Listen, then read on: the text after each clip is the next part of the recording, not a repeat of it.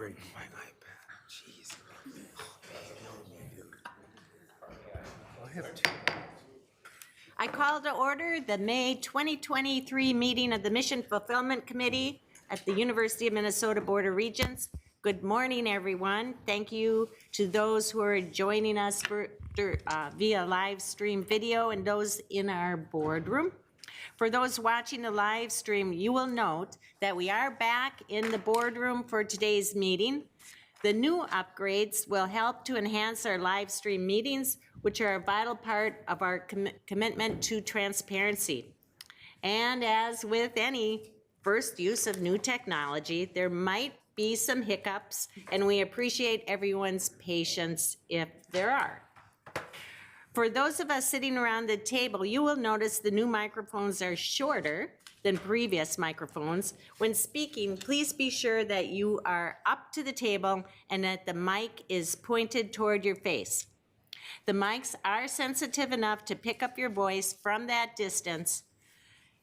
So now let me welcome our student representatives for today, Emily Gressbrink from the Twin Cities campus, welcome. And Riley Tuff from the Duluth campus, and congratulations, Riley, on your recent graduation. Yay. Thank you for being here. Let's turn to our agenda. For the last several years, we've reserved the May meeting to celebrate our faculty. So our first item of review and action is for promotion and tenure and annual continuous appointments. Welcome to Faculty Associate Penny Edgell, who will join Provost Croson for a presentation on the overview of the process, followed by a vote, and then we'll hear from a panel of faculty members about their journey through this process. Provost Croson, would you like to get us started? Welcome. Thank you, Chair Davenport, members of the committee. In this presentation, we provide our annual report on evaluations of faculty across the university system for promotion and tenure and of academic professionals for continuous appointment. I'm grateful to be joined by Dr. Penny Edgell, Faculty Associate in the Office of Faculty and Academic Affairs and Professor of Sociology, who supervised the promotion and tenure process this year while Dr. Rebecca Ropers was on her ACE Fellowship. The Board of Regents policy on faculty tenure describes tenure as the keystone of academic freedom and essential for safeguarding the right of free expression and encouraging risk-taking inquiry at the frontiers of knowledge. It also states that tenure and promotion implies selectivity and choice. They are awarded for academic and professional merit, not for seniority. The length and intensity of the review process leading to the grant of tenure ensures the retention of well-qualified faculty committed to the university's mission. In this presentation, we will describe the length and intensity of the tenure and promotion review process and provide some additional data on success rates across varying demographics, which is something we track closely. Because we have a number of new regents, this presentation will be slightly more detailed than it was in previous years. My apologies in advance for those of you for whom this is a repeat performance. Board policy defines two types of faculty: regular faculty who have tenure or are eligible for tenure, and contract or term faculty who are appointed annually or for several years. Term faculty are not eligible for tenure, but hold professorial titles. All individuals with faculty rank must engage in scholarship, teaching, and service, or public engagement, although there may be a different mix of those activities based on the faculty appointment. This presentation will focus on both types of faculty, regular faculty and contract faculty, because the review process resulting in promotion or tenure has a similar function in both cases: to generate a dedicated and qualified faculty who advance our mission in significant ways. The hiring decision is the first tenure and promotion decision.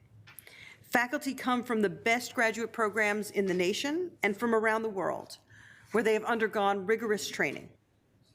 The search process is national and extensive to ensure that only faculty with a clear promise of achieving tenure are hired.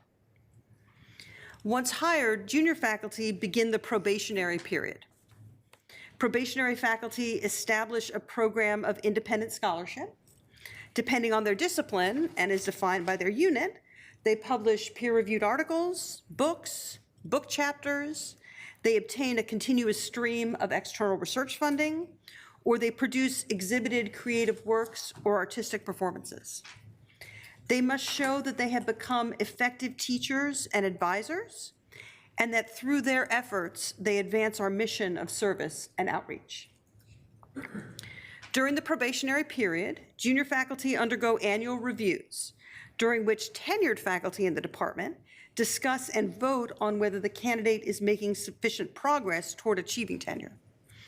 If the department finds that insufficient progress is being made during the probationary period, individuals are provided feedback and additional support, sometimes counseled about seeking other career routes, or in extreme circumstances, their probationary appointment is terminated. The formal tenure and promotion process takes place during the mandatory decision year, which is typically the 6th year of probationary service.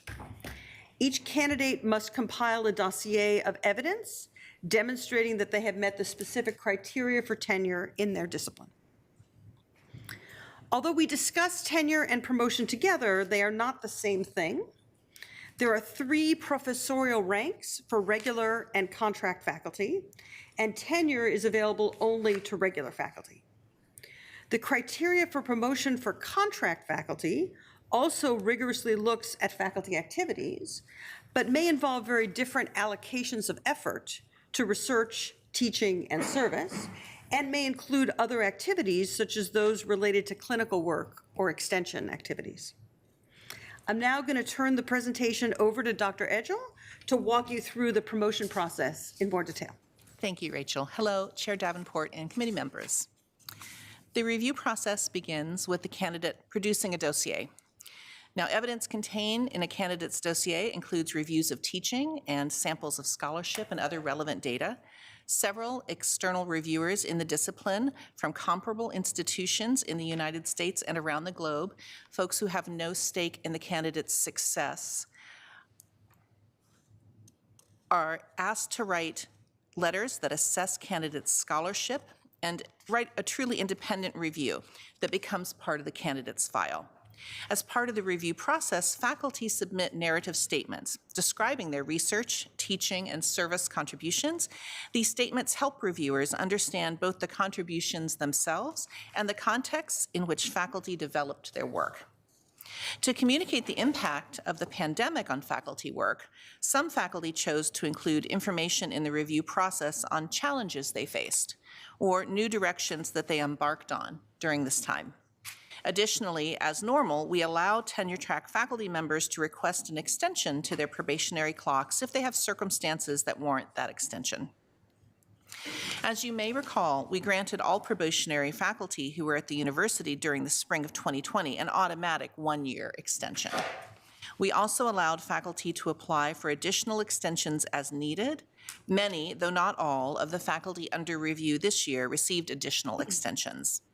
Our process has allowed us to both uphold our rigorous standards and also to be responsive to unique situations that occur during a faculty member's review period. Now, this slide in front of you shows the process for review of tenure system faculty from the department through the collegiate or campus review to the provostal level.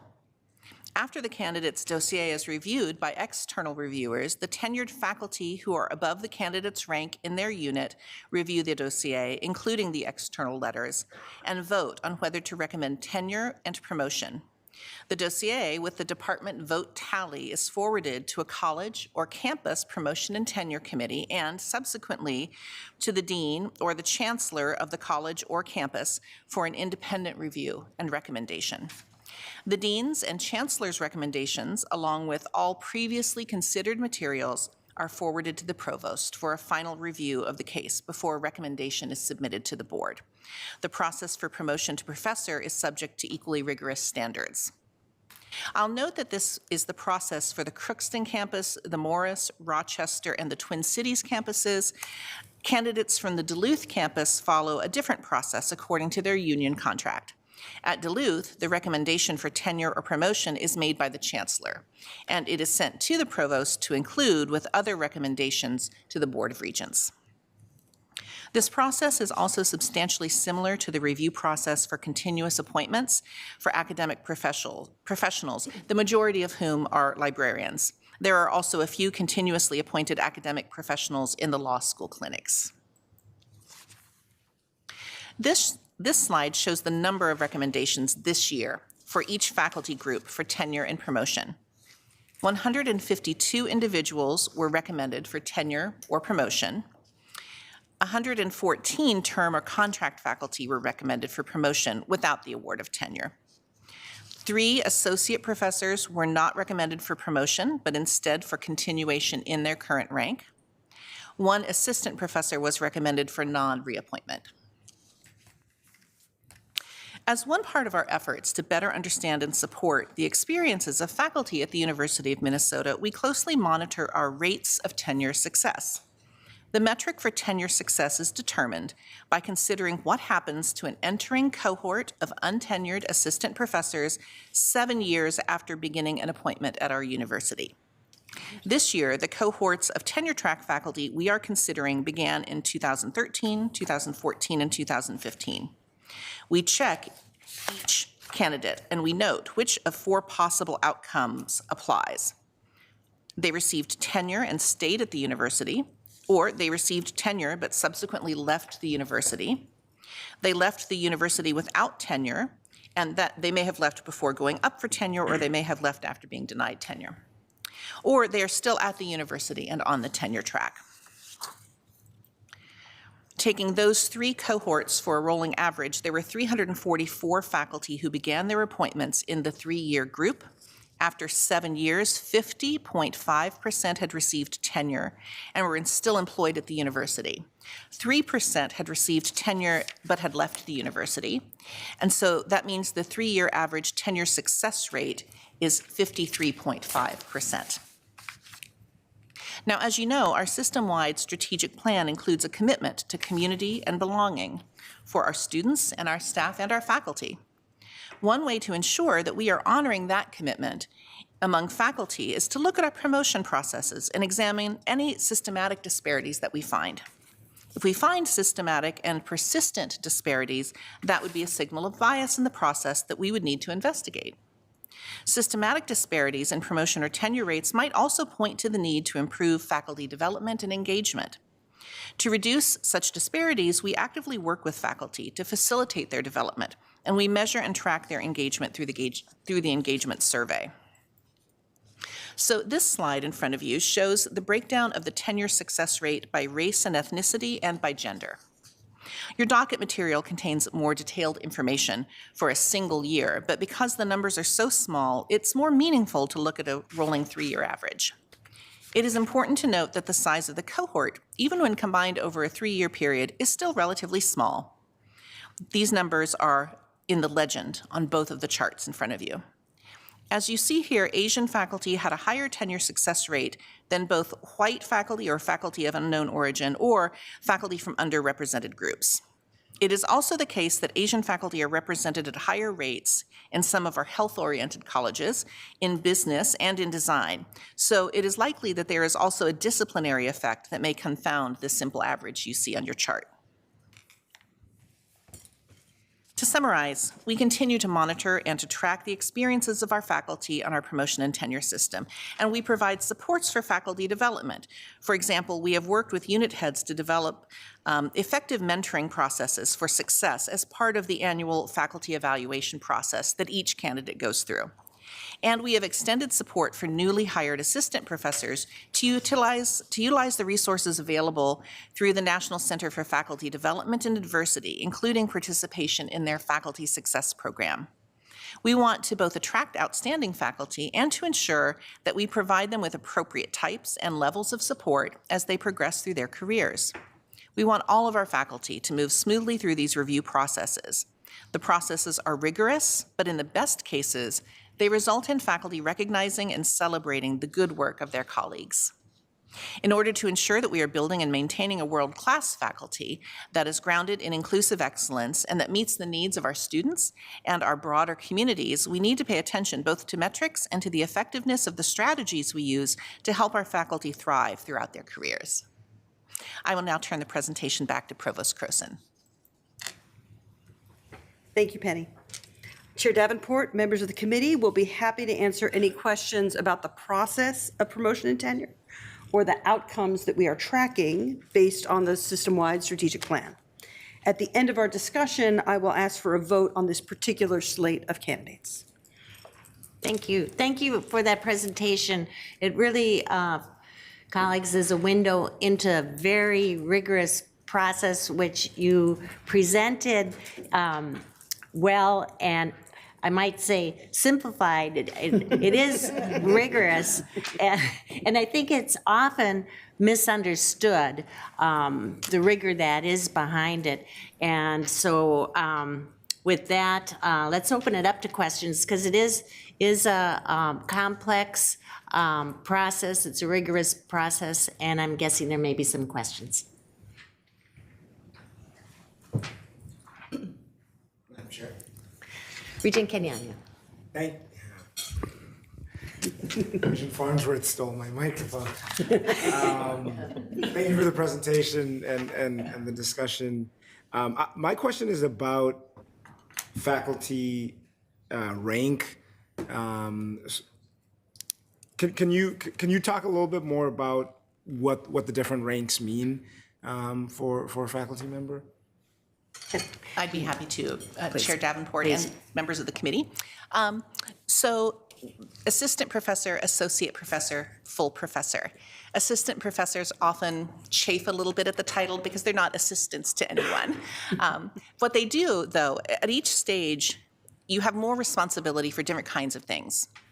The big step is between assistant professor and associate professor. Assistant professor, that whole time that you are an assistant professor is a probationary period, and it's treated as such. People are reviewed annually. They're given mentorship to try to improve their performance or to make sure that they are meeting the tenure code requirements, both those at the university level and the more specific requirements that are articulated in their unit guidelines for tenure. So once you go from assistant professor to associate professor, you have tenure, which means the university has made a long-term commitment to you, and we hope you have made a long-term commitment to the university.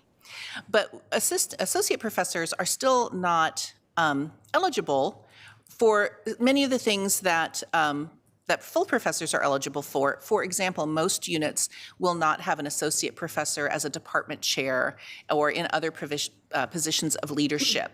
So the idea is that you invest in people who make the transition from assistant to associate professor, and then we continue to invest in associate professors, hoping that they achieve and helping them to achieve additional distinction nationally and internationally, to start new research programs and continue on an active and rigorous program of research, and to get ready to assume more leadership positions, both in their own unit and in the university or in their college. Madam Chair. Follow-up? Yes, thank you. Yeah, that's helpful. So what does that look like on the non-tenure track side? Because we talked about promotion and rank. And I don't know if that's the same or if those ranks are a little different on the non-tenure track side. And then also with regards to contract faculty or non-tenure track faculty, what are some of the reasons? I mean, I imagine there's just how many lines, is that what we call them, that the department is able to offer and the kind of commitment they're able to make. But are there other reasons where the faculty member themselves may not want to pursue tenure? Dr. Crispin? Yeah, thank you. So Regent Kenyanya, so our contract faculty, the ones being reviewed here, assistant, associate, full professor, it's much the same. in terms of at each rank, there are more both responsibilities that the faculty person has, and that would be responsibilities largely for their unit and for the kinds of things that they can take on. But there's also expectations that they will have continued both to develop, well, to excel in the mission areas in which they were hired to excel. Now, we do, in fact, expect research activity of all of our contract faculty as well, but often their focus is not as heavily on research, and they also do a great deal in terms of curriculum development and institution building. And so as the ranks progress, they do more and more and take on more of those kinds of responsibilities. So I think it is not the case in general that we hire somebody into a contract faculty position and the expectation is that they will transition to a tenure track position. Many of these appointments are, for example, in the libraries and the law school clinics are kind of substantively different in what they do than, say, the main tenure track teaching, research, and service stream faculty. Thank you. Anything for, all right, thank you. Representative Tuft. Thank you, Chair Davenport, presenters. So you spoke about working to recognize and remedy disparities. I think it's in table 6, which is years in rank, an associate professor before promotion to professor rolling 3-year average by gender. There's almost a full year disparity between men and women in the promotion rate. I'm wondering if you can speak to maybe why this is and if there are any actions the board or upper administration might consider to remedy this. Dr. Grisbrink. Yes. Provost Croson. Thank you. Student Representative Tuft, Chair Davenport, thank you for the question. So indeed, we track very closely the likelihood of promotion to tenure. We also track the likelihood of the time and rank to promotion to full. There's a few different inputs that affect that. Some of it, of course, I mean, we track the demographic issue, but there's 2 main ones, I think, that we worry about on the gender disparities. The first is that we see more women in disciplines that tend to have longer times to promotion to full, and we tend to see more men in disciplines that tend to have shorter time promotion to full. So we have more men generally in our College of Science and Engineering, more women generally in our College of Education and Human Development, and those disciplines tend to have different average times. So when you look at this overall average, this is not controlling for disciplinary differences, and that's a part of it. The second part is that the kind of common knowledge is that women as associate professors maybe tend to take on more service obligations than men do. And there's different reasons for this. Sometimes it's because they're asked, sometimes it's because they volunteer. I have a women's faculty council that advises me, and I work with them very closely to look at that data and to think about what we might do. Their retreat is coming up. It might be end of next week. And one of my friends, Dr. Lisa Vesterlin from the University of Pittsburgh, is going to be speaking about her new book called The No Club, which is how to help women say no to some of these, what they call non-promotable tasks. So if anyone is interested in coming, I'm happy to share that information. Lovely to welcome you to that event. But we are pursuing that on both fronts, both kind of understanding the disciplinary differences and thinking about the level of service obligations that women tend to engage in at the associate professor level. Thank you. Welcome to the Mission Fulfillment Committee, Regent Gully. Thank you so much. And I'm going to try to not ask the 8 questions that I have here. So, but I did want to ask, could I ask a few because I'm brand new?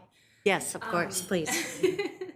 I wanted to ask, so I appreciate the, saying like, we're going to have conversations about how to encourage women to say no to these service obligations, but there are some real consequences to that, which we all know very well, I think, and we could certainly have a longer discussion about that. Are there additional supports that we can offer as a university to give? You know, if that's one of the main things that's keeping women from achieving tenure a year earlier, are there ways that we can actively and systematically support women in in prioritizing tasks and in being able to say no without any kinds of repercussions? Provost Croson. Regent Davenport, Chair Davenport, Regent Gully, thank you very much for the question. This is an area that I've done a lot of my own work and service in, so it's something that I'm particularly passionate about. I want to be clear that the No Club is actually not about helping women say no. It's about helping organizations not ask. Okay, great. So those are somewhat different things. And of course, there is a part there about helping women say no, but it's mostly about thinking about ways that the organizations make these requests, in our case, assign faculty to committees, ask for extra advising, all of those kinds of things. So that's kind of thing one. I will add, we have a number of supports in place for women and BIPOC faculty in general, including communities where they can come together and have some identity with each other, including, extensions to the tenure clock, to the time probationary period. And we can talk about those another point offline. I will just add that the year difference that Representative Tuff referred to is not in the time to promotion to tenure, it's the associate to full promotion. And those are very different. And there's no ticking clock on that. It can kind of happen whenever you're ready. Oh, and I appreciate that. That clarification matters a lot, and I'm just really interested in the ways that we support all the faculty, and also that we acknowledge work that's being done that isn't necessarily, and think about that in tenure and promotion, and think about ways that, and in fact, I came from the MNSCU system most recently, where we were working to add some of those things to the way that we assessed tenure and promotion, with the very clear understanding that people were being asked to do things that weren't being considered in their tenure and promotion dossiers. And so I appreciate that. And I'll be excited to have more conversation about this. Can you talk about the rate of tenure after 7 years, or sorry, sorry if I'm not getting the wording quite right, but I saw the 7-year chart, and is how that compares to comparable universities, and also the rate of retention and how that compares to comparable universities. Sure. Provost Grossa. Chair Davenport, I might turn this one over to Dr. Edgell. Chair Davenport, Regent Gully. Thanks for the question. We have gathered information from other Big Ten universities, and we are, that's our peer group that we use for many of these kinds of assessments, and we are just about in the middle of the pack in terms of the Big Ten, in terms of the time to tenure and promotion, and also the time then to promotion to full professor. So we feel like that's a good place to be, but there are also things that we can look at, and with which we are continuing to look at. For example, our office has developed guidelines for units. What we are encouraging them to actively review. Our tenure code is called the 711, right? That's its policy number. Having nothing to do with having popcorn available at midnight. It's the 7-Eleven now.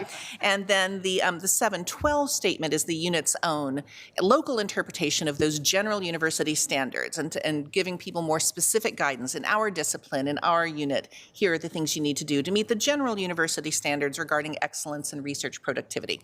So we've developed a guideline for units, and we're working with them to encourage them to revise their own local standards, to do things like build in specifically some of these service kinds of things that otherwise don't get accounted for. These things can be, we can have these processes where these kinds of things that people do are brought up to the level of collective awareness, and they're built into the system, that those kinds of things are valued and rewarded, and that can help with things too. So we're not going to say, yay, we're in the middle of the Big Ten pack and we're happy with that. We're going to continue to work on these kinds of issues. And can I ask one final question, and then I'll cede the floor to other folks. Regarding contract faculty, and I think I know the answer to this, but it's something that I have really strong feelings about, so I want to ask it anyway. Are there pathways for contract faculty ever to move into tenure and tenure track positions? And if so, if that ever happens, do we track service to the university? I realize that they're going through the promotion process, so maybe there is a way that we're tracking service to the university, but does that get counted if they move into a tenure track role? Vice Provost Edgell. Oh, thank you so much, Chair Davenport and Regent Gully. So we when you hire somebody into a tenure track position, they bring their record with them, and yes, all of those things that they have done, they get credit for, and that's actually part of the reason for the hiring. We do, there is no, I will say, institutionalized pathway, but it does happen, and usually it happens it arises in local units out of a conversation between a contract faculty person and their chair, and there has to be a match. To be honest, there has to be a match between what the contract faculty person can bring to the table and the needs and the openings of the unit. And I will reiterate, it is more appropriate in some cases than others. I think, for example, in the libraries, there's really no kind of equivalent tenure track stream that somebody would transfer into, and the same in the law school clinics. But we do also have other contingent faculty, contract faculty, and there are sometimes, it definitely is the case that those folks are hired. In fact, I approved a couple of those this year where the person's hired into a tenure track position. Now, and usually that arises because there is a search for a tenure track position, and the person puts their hat in the ring and they are competitive in a national pool. Thank you. Sure. Thank you. Anything else? No, I think that's all for now. Thank you. I appreciate it. Good questions, good questions. Regent Talley-Rabi. Thank you, Chair Davenport, and thank you for the presentation. This is more than I've ever known about how to be tenure. And it also just reiterates the discipline and commitment that faculty have to come here and really help to contribute to this institution. And just hearing the 6-year probation already gives me, all kinds of feelings about that. But I just have a couple of questions. One, I think I heard you say that in particular, one campus has their own process for tenure, and I'm curious to understand if receiving tenure at one campus transfers to another campus if a professor decides to move, or that kind of opportunity. And then my second question, if you could expand on what is actually done to support, in particular, BIPOC or women, or segments of the historically kind of marginalized identities, and how we think about that. So I see the charts and it's really helpful, but I'm curious, what are our own goals, right? What is it that we're kind of striving for, and not just sort of seeing this chart and I see where there's some progress in some areas for celebration, but I'm not sure where we're trying to get to. So, Provost Croson. So maybe I will take, Yes. Chair Davenport, Regent Talley-Rabi, I will take the first one, the transfer, and then I'll ask Dr. Edgell to talk about our various programs that we have. Thank you. So generally speaking, tenure does not transfer from university to university. One can be a tenured faculty at, Michigan State, and then one can come to a university like, the University of Minnesota. One has to go through the tenure process at one's new institution with all of the rigor and all of the processes. Now, of course, having been through that process at a previous institution, you're probably better positioned to do it. You have people who are prepared to write you letters. You have an established body of research. You have a number of the things, especially if you're coming from a peer institution. But it has occasionally happened that someone has tenure at their home institution and they come here and they do not receive tenure here. And so there's a process, and they go into a probationary period, and they eventually go through all of that rigor. So that's kind of the first question. It does not transfer, but it is a signal, right, that suggests that might be successful. Yeah. Sorry, just for clarification, I think I heard you say Duluth, or I'm not sure which campus has a different process. Did I mishear that? Which was what I was trying to. I see, within the system. within the Yeah. system. So that's a good question. I'm not 100% sure of the answer. Okay. We'll have to figure that out, whether, at some universities, tenure is granted in the department or the college. In other, it's granted at the university. Here, my understanding is it's granted at the university, but I don't know if it's granted at the system level. And I don't know that Penny knows either, so I'll call on her in a minute and then we can figure it out. But you asked about our goals. Yeah. I will add that Impact 2025 has very clear goals about increasing the diversity of our faculty. year over year. And so that is the benchmark that we are using. Yeah, yeah. Vice Provost, any further insight on that question? Thank you, Chair Davenport. Regent Tao Urabe. I would say that, I know the tiniest bit about the Duluth process, and I will simply say my understanding, which is subject to verification, is that the process internally on the Duluth campus is the same as the process on other campuses. But what is different is the chancellor is the one making the recommendation to the Board of Regents. We bring that forward with our own recommendations, which we make. So there's that one level of provost level review that is not there. That's my understanding, but we really should check and get back to you to make sure we're giving you an accurate answer. In terms of the kinds of support that we offer, I really do want to uphold what we have done with the NCFDD, the National Council for Faculty Diversity and Development, and we have really expanded the number of our incoming junior faculty who, when they are hired, are placed in something called the Faculty Success Program. This is an intensive mentoring program. It goes on for the space of, I think, an entire year, and then people develop networks through that they can, continue to have and draw upon. And it covers all kinds of things. It's mentoring in your writing, it's mentoring in thinking about your career development. It is mentoring in how to put together your own internal university mentors and how to put together a network of people who can help and guide you. It helps people set priorities. It helps people develop good habits and processes in terms of carving out time for their research and learning to work with their unit to make sure that for example, the service that they're doing is both reasonable and in line with their own tenure and promotion goals. So I think that has been a big success. Everybody who goes through that program not only raves about it, but I feel like they are actually better equipped to understand what is, in education is sometimes called the hidden curriculum, but in any big organization, there are all kinds of expectations which are often not spelled out. People just assume that you know them, and I think this program does a great job of getting people up to speed on that, and we've expanded our support for that, and we will continue to support that program. We do other kinds of things as well. Keisha Varma in her office, she has a definitely, I think, 1 or 2 affinity groups for BIPOC faculty who are at the stage of being promoted, of working on promotion from associate to full professor. And they get together, not only do they share experiences, but she brings in people to be resources for them. So for example, I went and spoke to that group I think it was this spring, and I walked them through the stages of our promotion and tenure process and the promotion to full professor and what we see, what's a strong file, what is not, what kinds of things we're looking for in the review process, answered questions. So we provide those kinds of support. We also do a lot of general faculty development. So we have, for example, through our that we have a series called Talking Heads, where unit heads get together and talk about areas and matters of concern to them.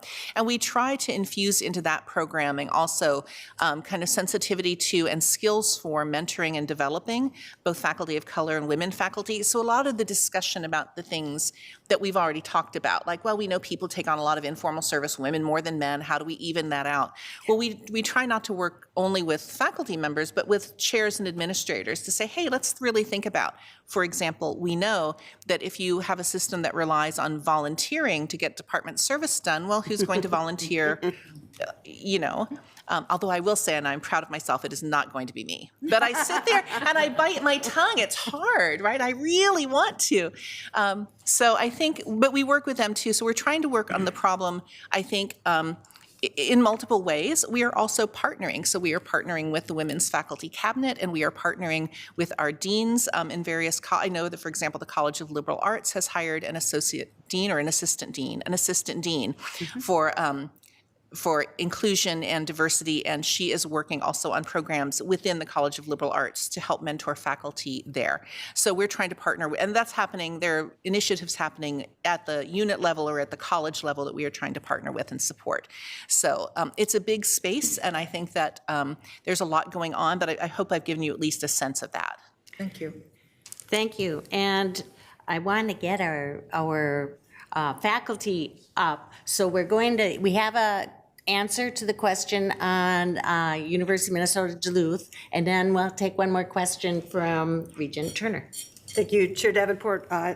Regent Tayurabe, I got a text from Rebecca Ropers, who tells me tenure is granted at the system level, But it is not automatically transferable from unit to unit, even from department to department within a given campus, right? So if a department were to dissolve, for example, the tenured faculty would still retain tenure at the university, right, in the system, but the department to which they wished to move would, be responsible for evaluating their record, determining whether they would be a good fit in that department, and ultimately deciding whether to accept them. Okay. Hopefully that's helpful. Thank you very much. Thank you. And welcome to the Mission Fulfillment Committee. Thank you, Chair Regent Turner. Davenport. Mine may be a kind of a duh, Mary kind of question, but my perspective coming back from when I went here at the U back in the covered wagon day. You've now outlined the process of promotion. My question is, as you go up in ranks, is your face time less and less with the student body? And the reason I ask this is that I recall way back, you would read the expo on the class that you're going to take, and there would be a certain professor that would be assigned to it, only to have the aha moment that the professor was never there.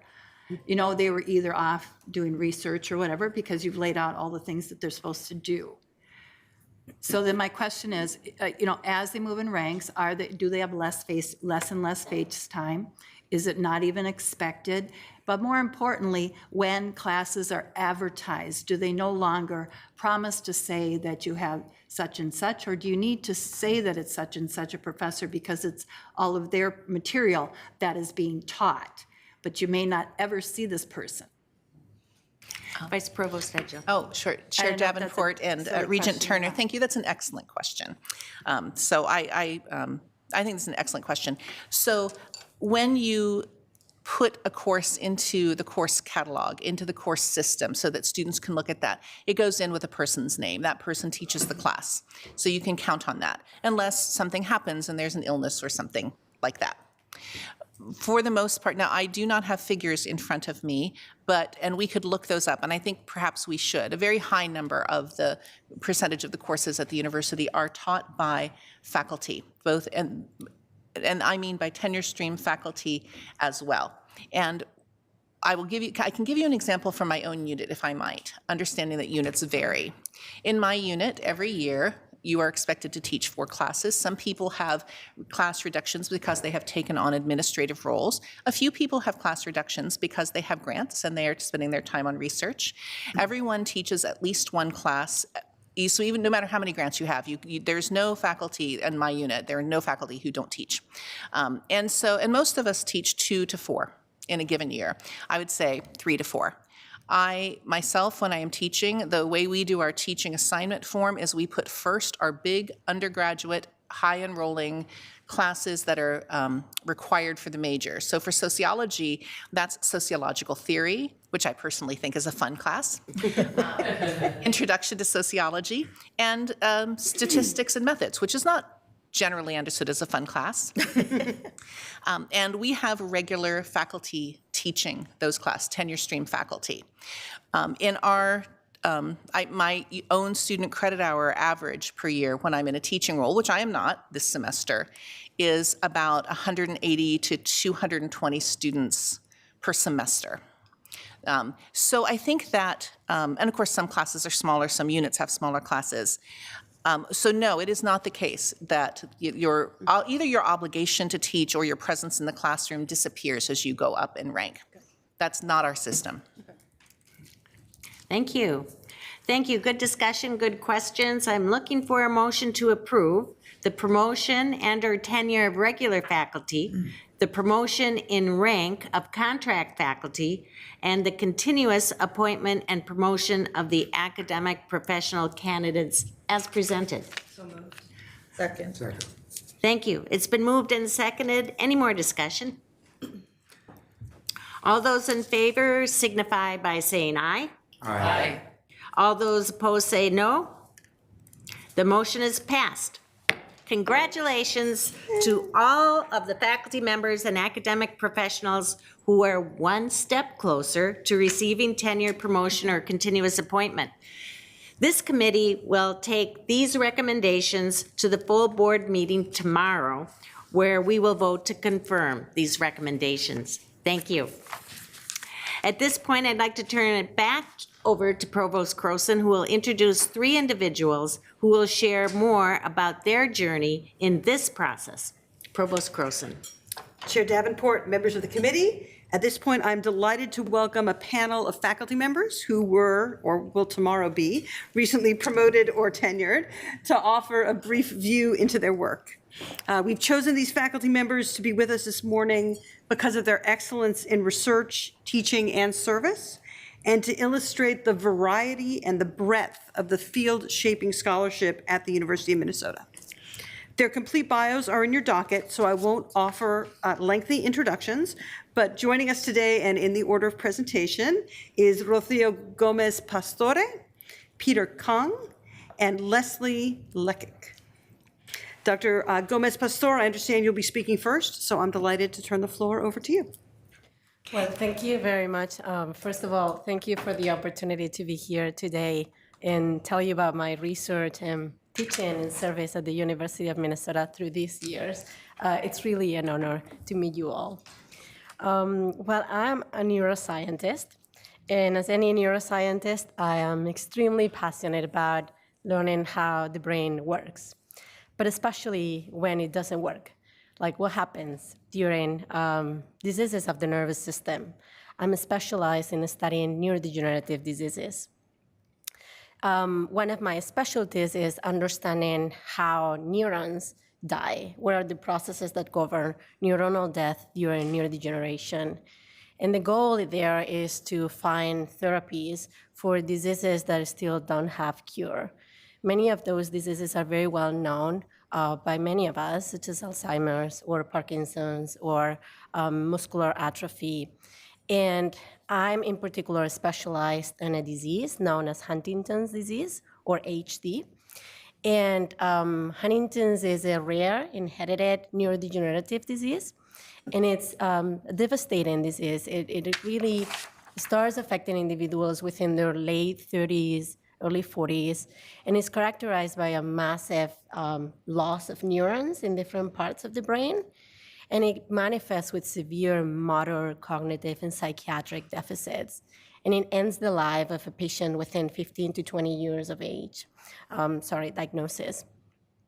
So although HD is a rare disease, it still affects thousands of individuals in the US and even more throughout the world. And these patients deserve our effort to understand this disease and come up with therapeutics. So what my research has accomplished in the past few years at the University of Minnesota is that we were able to find a molecular process that can stop neuronal death in Huntington's disease. And we're now working in different systems to prove the benefits and the therapeutic potential of manipulating this process. And I'm very excited about an ongoing collaboration with the Institute for Therapeutics Discovery and Development here at the U, where we are able to find molecules and drugs that can actually stop this mechanism and can be used as a potential first pharmacological therapy for treating Huntington's disease. And I can't wait to see the future of these drugs and these treatments and the benefits that we can make in patients with Huntington's. I should also mention that this is just not me. So this is a collective effort of many very talented undergraduate and graduate students that have joined my lab and that I have the privilege to mentor and teach. So through my research, teaching, and service mission, I'm really committed to not only train the next generation of scientists that will cure many diseases, I believe, but also to ensure diversity, equity, and inclusion of underrepresented minority scientists in the University of Minnesota. So I want to share with you an initiative that I'm very proud of that I launched in collaboration with my colleague Maria Svetanovic and the support of the Department of Neuroscience to increase diversity and inclusion of our high school students, underrepresented minorities, into the field of neuroscience. That program is called Go for Brains, and it's in its third edition now. And it's focused on increasing accessibility of high school students into higher education. And right now, I've learned that many of those students have successfully applied and be admitted as undergraduates at the University of Minnesota. So I'm very proud of that initiative. And then the last thing that I want to share with you is my teaching passion as well. And I'm very privileged to be able to bring my research experience into the classroom, where I teach undergraduates about neurodegenerative diseases and about the importance of investing our time, effort, and resources in understanding these diseases to be able to come up with treatments for patients. I also co-direct and teach one of the core courses of the graduate program of neuroscience, where I'm working there in sort of like changing the way we used to lecture, and I want to implement new learning skills or new learning opportunities through active learning experiences, fostering experimental design and critical thinking. I'm honored to have been recently elected Associate Director of the program for studies in the graduate program of neuroscience. And I finished saying that I plan to continue with my research, teaching, and service mission. And I'm very excited to keep training the next generation of scientists that I believe will have the key to uncover the cures for many diseases that our society still needs to cure. Thank you for your attention, and I'll be happy to take any questions. Thank you. Let's hold questions to the end. And I think we join you in how proud you will be when those high school students graduate and you're there with them. Absolutely, yes. Thank you. Peter Kahn. Dear Chair Davenport and members of committee, I'm really excited to talk about my research, teaching, and outreach activities that I do with my group members. First thing I want to mention is I think we all agree that tenure track is not an easy journey, but I can really tell you that the past 5 years has been the best part of my life. And the reason is because of the academic excellence of University of Minnesota and the excellence of my department, which is Earth and Environmental Sciences Department. So what myself and my research group does is trying to understand fluid flow in the subsurface. And some of you may wonder, why should we care? And I can confidently tell you that better understanding fluid flow in the subsurface is really the key to the global water, energy, and climate challenge issues. And that's what my group is trying to tackle. So I want to give you just a few examples. The first thing is water resources. So I want you to think about among the entire global unfrozen fresh water that we can drink, how much percentage will be stored in the form of groundwater, meaning water under our feet. And it's nearly 99%. And that may surprise you because we mostly see surface water like river and lake. But it's really mostly stored in form of groundwater, and my research group tries to improve the sustainability of groundwater systems. And both quantity-wise and quality-wise, we are facing a lot of challenges. Also in Minnesota, you may have heard, but PFAS contamination in Washington County, for example, is a serious issue. Nitrate contamination in southeast Minnesota is a serious issue and have direct implications to agriculture. And my group is actively collaborating with state hydrogeologists to address these issues. The second thing I want to talk about is related to climate change, and this is the topic that I'm most passionate about, and it's called geologic carbon sequestration. And the idea is to inject CO2 into deep underground and store it for a long time. But obviously, one of the main concerns is the possibility of CO2 leaking back into the surface. Recently, there was a very exciting field finding showing that injecting carbonated water, literally CO2 dissolved in water, to volcanic rock show that CO2 can very rapidly convert into hard rock, like carbonate rock, which means we can very safely store CO2 underground. And myself and my colleagues in civil engineering department just secured a premier research center funded by DOE for next 4 years with $11 million to work on this technology. And I really look forward to make breakthrough in this technology. Just a little bit about, also about teaching. I'm really passionate about making teaching and research to be integrated and be synergistic. And also I collaborate a lot with high school teachers, and I was very happy and proud to be in Minnesota because Minnesota have a new science standard that emphasizes more earth science education. But that actually puts burden to high school teachers because they have to develop new material. So I directly collaborate with high school teachers, and we successfully developed 12-week-long teaching module that was first time implemented last semester, reaching hundreds of students that are serving mostly underrepresented students. So I feel very proud of that, and I plan to continue that effort. Lastly, actually, interestingly, there is actually a contaminated groundwater site on U of M campus, which is on West Bank. And I'm trying to developing as a world premier site for teaching and research integration. And bringing my students to the field really opens their eye and increase their motivation for groundwater science. So I really look forward to continuing this effort. I just want to conclude by saying that I'm really proud to be a member of University of Minnesota, and I really look forward to contributing to the success of the department, college, and the university. Thank you. Thank you, and thank you on behalf of our grandchildren and their children for helping keep our water clean and our climate and earth intact. Thank you. And then last but not least, Leslie Leaketz, please. Thank you. Thank you, Chair Davenport and members of the board. This is a wonderful opportunity to be able to visit with you. As mentioned, my name is Leslie, and I am from the Crookston campus. I am in the animal science program, which focuses on livestock such as beef cattle and goats. I teach and research in the areas of reproduction and nutrition, and I am proud to be an advocate for agriculture. If you've never been to Crookston, we are in the northwest corner of the state. We are a very small campus with just over 600 on-campus students.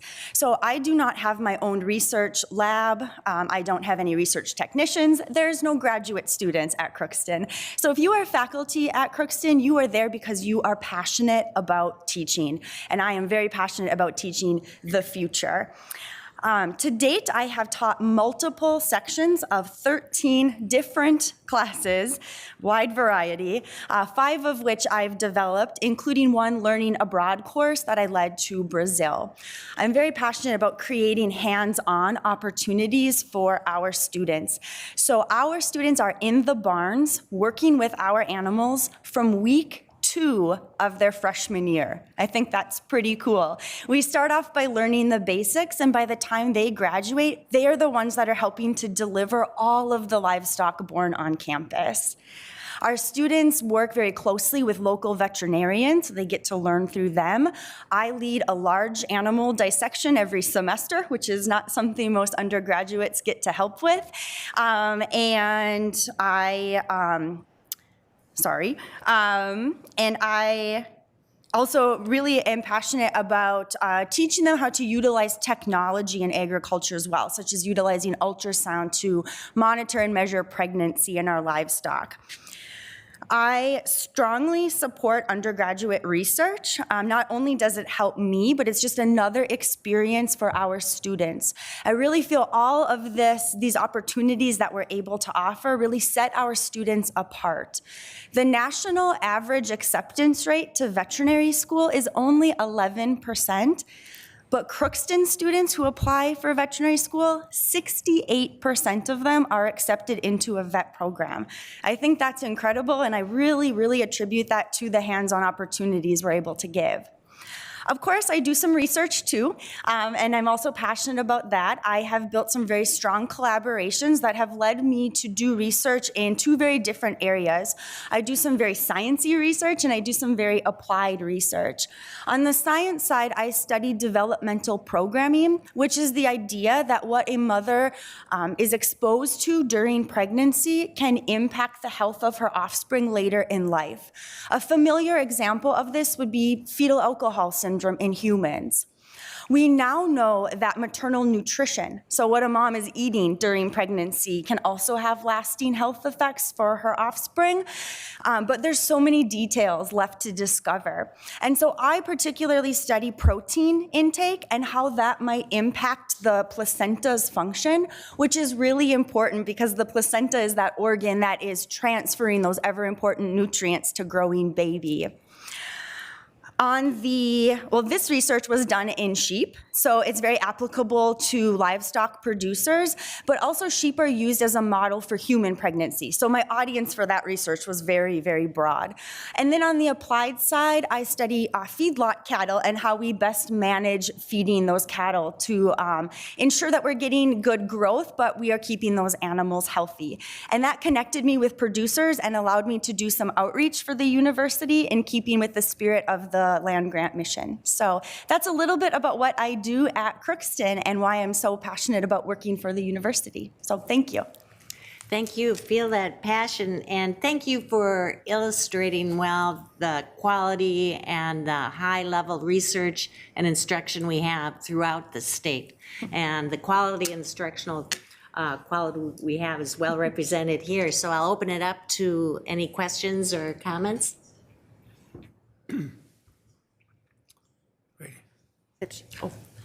Chair Davenport, great presentation from all three of you. You make me really proud to be a Minnesotan right now. So all the research you're doing is so important to our state. And if we don't do the research here, our climate is different than everybody. And, and we have to do it here because, a lot of this stuff doesn't apply. I guess my question is specifically for the last presenter, Leslie. So explain to me how 68% versus 11% national average, that's a huge statistic. I mean, that's way off the charts. And if undergraduates knew that, they would attend these schools just because they had a much higher rate of attendance. So Absolutely. Yeah. It's a statistic I'm really proud of. And I should be clear, this is a statistic that I've been tracking for the past 6 years. So that's where the data is coming from. And I really attribute it to the small campus size and those hands-on opportunities that our students get. When our students are applying for veterinary school, they have already done multiple dissections. They have research experience. They have internship experience. They've shadowed veterinarians. And it's also the close mentorship that we build with students because we're such a small campus. I very much know who my students are, what their goals are, and then we're able as faculty to really help one-on-one mentor them. So I think that is really where we see those numbers. Thank you. Okay. All right. Well, thank you, and congratulations again tomorrow when it's official. And thank you for sharing your experiences with us. Thank you much. Thank you.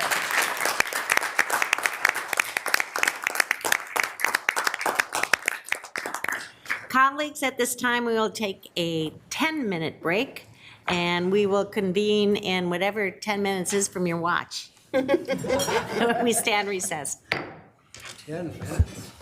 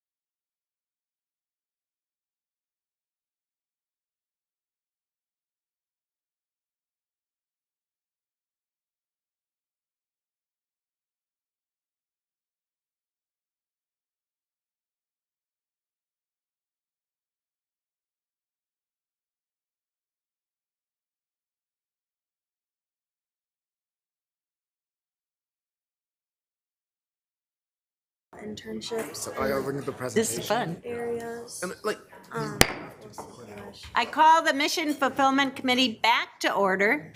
We continue our second item, which is a discussion of principles that should direct university tuition and pricing strategies.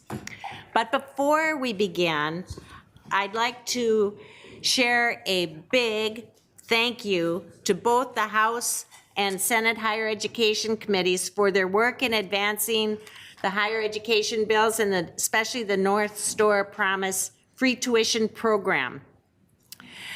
The higher ed bill, as of last night, passed both the House and Senate and is now on its way to the governor's office for signature. This, along with the current Promise program at the University of Minnesota, will continue to benefit students across the system, and we are grateful for that support. I want to acknowledge that this is the first step in a series of conversations to address pricing strategy within the University of Minnesota system. Today's presentation is on a pilot program for immediate action. The board will continue to engage on this topic to seek solutions to broader questions such as building partnerships, considering potential policy updates, and enhancing existing funding programs. So with that, let's welcome Chancellors Holtz-Claus, McMillan, and Shrunk Erickson, who will join Provost Croson for the presentation. And President Gable, would you please get us started? Yes, thank you, Chair Davenport, Vice Chair Johnson, members of the committee. So following on Chair Davenport's remarks, this effort in tuition and pricing is a key component of the strategic plan MPACT 2025. We started this conversation formally in July 2019 for those of you who were at the retreat in Faribault, which feels like a really long time ago now. But as you can imagine, has been an ongoing conversation for many years before and is a continued conversation into the future. But within the strategic plan, there is one key item with a deadline left, and this is it. You're about to hear it, which is sort of amazing considering where we started. What really began very organically was a discussion around principles, ideas, values, and then seeing how that could take shape as a result of your discussion as a board at last summer's Red Wing retreat and follow-up conversations at the March retreat in Morris, in addition to extensive consultation across all areas of the system. This committee also discussed tuition and pricing for each of the university's 5 campuses between September 2022 and February 2023 at different times during the agendas. So based on your feedback and consultation with the university community, we've coalesced around a broad analysis with idea generation and understanding of current and best practices, a double down on principles, and awareness of peer comparisons to begin to develop a set that aims to direct tuition and pricing strategies into the future. So you'll hear about the work happening to pilot these initiatives targeting the enrollment challenges in Crookston, Duluth, and Morris in the context of these principles from our chancellors who are set to speak in a moment. But I'll express my appreciation to Provost Croson and the chancellors who've been leading this work in partnership with Vice Provost McMaster and countless others. As you can imagine, many extended conversations with many different stakeholders lead to this conversation today. And with that, I'm very happy to turn it over to the team to continue the presentation. Thank you. Provost Croson. Thank you, Chair Davenport, members of the committee, President Gable. As President Gable mentioned, throughout this past year, we've provided campus-specific enrollment updates, each of which outlined the tactics that we've been employing to reach our enrollment goals. Those tactics were developed within the framework of our current tuition and pricing strategy, the details of which are provided in your docket. Today, we're going to focus on that strategy and what we'd like to change and why. To provide concrete details, I'm delighted to be joined today by my colleagues, Chancellor Holtz-Claus, Interim Chancellor McMillan, and Acting Chancellor for another couple of weeks, maybe, Shrunk Erickson. Before we get to the concrete details, I'd like to provide some context. As we do with most of our presentations, we are tying today's presentation to a specific impact goal. Our goal, as stated, is to develop a tuition and pricing model. I'll also note that for today, we're focusing exclusively on our undergraduate programs. At our retreat in March, I presented and discussed a set of principles that we proposed to guide us in our work. These principles are grounded in the current board policies on tuition and fees and on financial aid. The first principle is ensuring access for qualified and admitted students.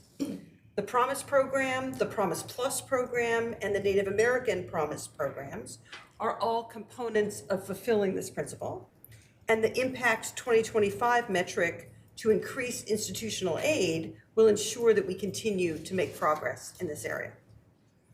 Success in achieving our second principle, affordability, can be demonstrated by ensuring that net tuition rates are appropriate for each campus's market. The Impact 25 measure that will help us monitor our success in this area is focused on keeping average student debt below the national average. The third principle is excellence, which recognizes that our students expect and deserve a high-quality education. Our faculty and staff expect and deserve market-appropriate wages and cutting-edge facilities. The Impact 2025 measure that will tell us if we are implementing a strategy that fulfills this principle include the US News and Shanghai rankings, among others. What I heard at the March retreat were a few different items which set the direction for this presentation. The first thing I heard was support for these principles and the related measures. Second thing I heard was support for our existing tuition strategy of high aid, especially high need-based aid. A third thing I heard from Vice Chair Hips was to develop separate strategies for the Crookston, Duluth, and Morris campuses, which are especially struggling with enrollment. And finally, I heard clear direction to better communicate our net price, which, given the strategy of high need-based aid, is quite competitive. Thank you. In preparation for this presentation, we identified a set of strategies that we are currently using and that we're proposing to continue. Your docket provides more detail about each of these specific ones, and I'm happy to take questions about any of them. You will see these strategies reflected in the tuition components of the proposed budget next month. The docket also provides details of strategies that we considered but decided not to recommend to you. Again, I'm happy to provide additional detail in the discussion on any of these. What we are proposing is a model that is dynamic, open, and flexible. One that is responsive to our changing environment and customizable to our different campuses. And one that ensures that any changes we make have been thoroughly tested and their implications and sometimes unanticipated consequences understood. The model involves 3 stages. Experiment, where we identify pilot programs that each campus would like to try and empower them to do so. This empowerment might require changes in policies or exceptions to policies, and will necessarily involve increasing the variation in how tuition and pricing is done across our 5 campuses. The second part of our model is to evaluate, where we track the outcomes from these pilots. We might use measures as those listed here or others, depending on the pilot and the change that it's trying to achieve. Finally, the third part of our model is to implement, where based on the data collected, we decide whether to continue or discontinue the pilot at that location, or if successful, to roll out to the entire system. Your docket outlines our first 3 pilot programs that we're proposing, each of which have been developed consistent with our discussion at the retreat to target enrollment challenges on the Crookston, Duluth, and Morris campuses. I should add that we do not envision these as the only pilots we will develop and deploy, just the first 3, consistent with the suggestion that we begin with these campuses. To provide more detail on each, I will turn the presentation over to my Chancellor colleagues, and Chancellor Holtz-Klaus will begin. Welcome, Provost Croson, Chair Davenport, and members of the board. So if you're not familiar with the profile of the online student at the University of Minnesota Crookston, they generally are older than our on-campus students. In fact, the average age is right around 32 years of age. Most attend online classes while they are doing other things, frequently working full-time or caring for children or other members of their family. And one thing and a trend that we have seen change over the last 10 years, because we have been offering online classes now for almost 15 years, but the trend that's really changed is they are very interested in getting their degree in a much quicker time than they had been in the past. In fact, 10 years ago, the average number of credits that our online students took over a semester was 6 credits, and now it's 10.1. And so they're very interested in more accelerated ideas and ways to get their degree faster. Specifically as it relates to what our online students pay our 1 credit tuition charge and never elevate to the banded tuition space where tuition savings occurs. Their part-time status leaves these online students with really limited opportunities for financial aid. Many of them have a prior history of university or college attendance, and many have already exhausted their federal aid or run out of eligibility when completing their degrees with us. Institutional aid has historically been directed to on-campus, full-time, first-year, and transfer students. In fact, at the University of Minnesota Crookston, only 1/5 of our online students qualify for federal and state scholarship assistance, even though they make up 2/3 of our total student population for the campus. So this pilot would permit University of Minnesota Crookston to decouple our tuition from fully online undergraduate degrees from that charge for in-person undergraduate degrees. This would actually allow us to identify degrees whose markets might sustain either a higher or a lower tuition rate, and will allow us to explore flat tuition rates for entire degrees or other structures that may deviate from our current per credit or banded model of our in-person education. Our intention would be to use this coming academic year, 23-24, to identify a degree, or perhaps degrees, and tuition structures and levels, which will be submitted for the approval in the FY25 budget. Please note, we might choose to identify or develop new degrees for this pilot, and those similarly would be approved by you as they are developed. So now I'd like to turn our conversation over, and then we'll just wait until questions from the very end from my colleague from Duluth, Interim Chancellor Dave McMillan, who'll share his thoughts. Thank you, Chancellor Holz-Claus and Provost Croson. I won't read what's on the slide there. I'm going to jump right to it. Duluth is 85% of our undergraduate student body is Minnesotans. You'll recall some of this from December, and another 10% from Wisconsin, and something just barely at the 5% number from states other than those. And we compete in a grossly oversupplied regional marketplace, and we're expensive on the in-state resident tuition measure, and even more expensive when we're recruiting outside of those reciprocity states. For a long time, there was the Midwest Student Exchange Program, which had 8 or 9 states in it, and that enabled us to price, not to apply the NRNR rate, but instead to apply the 105% of the in-state rate.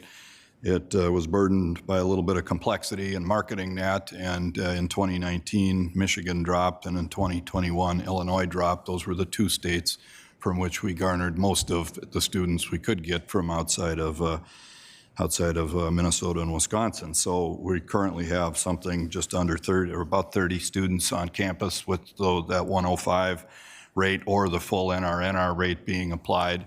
And we're confident that if we can get out and work both of those 2 states, Michigan and Illinois, and Iowa, which we haven't had much success in, we can start to grow that, and ultimately our numbers that we think we can triple that, and 50 more students would make a world of difference on our campus. So bottom line is this proposal would apply the resident tuition rate to anybody from those 8 states, or 9 states listed there, but know that our primary target audience will be Michigan in Illinois where we have had recruiters in the past and where we think we can do some good work. I think the numbers are in the docket materials for what that looks like from a financial standpoint, but we're grateful for the opportunity to propose this, and we want to get going this fall. The new recruiting season starts, in August, and getting this on the books has some short-term cost, of course, as we apply the discounts, but by fiscal year 25, we think we've turned that around and we're back in the black and moving forward.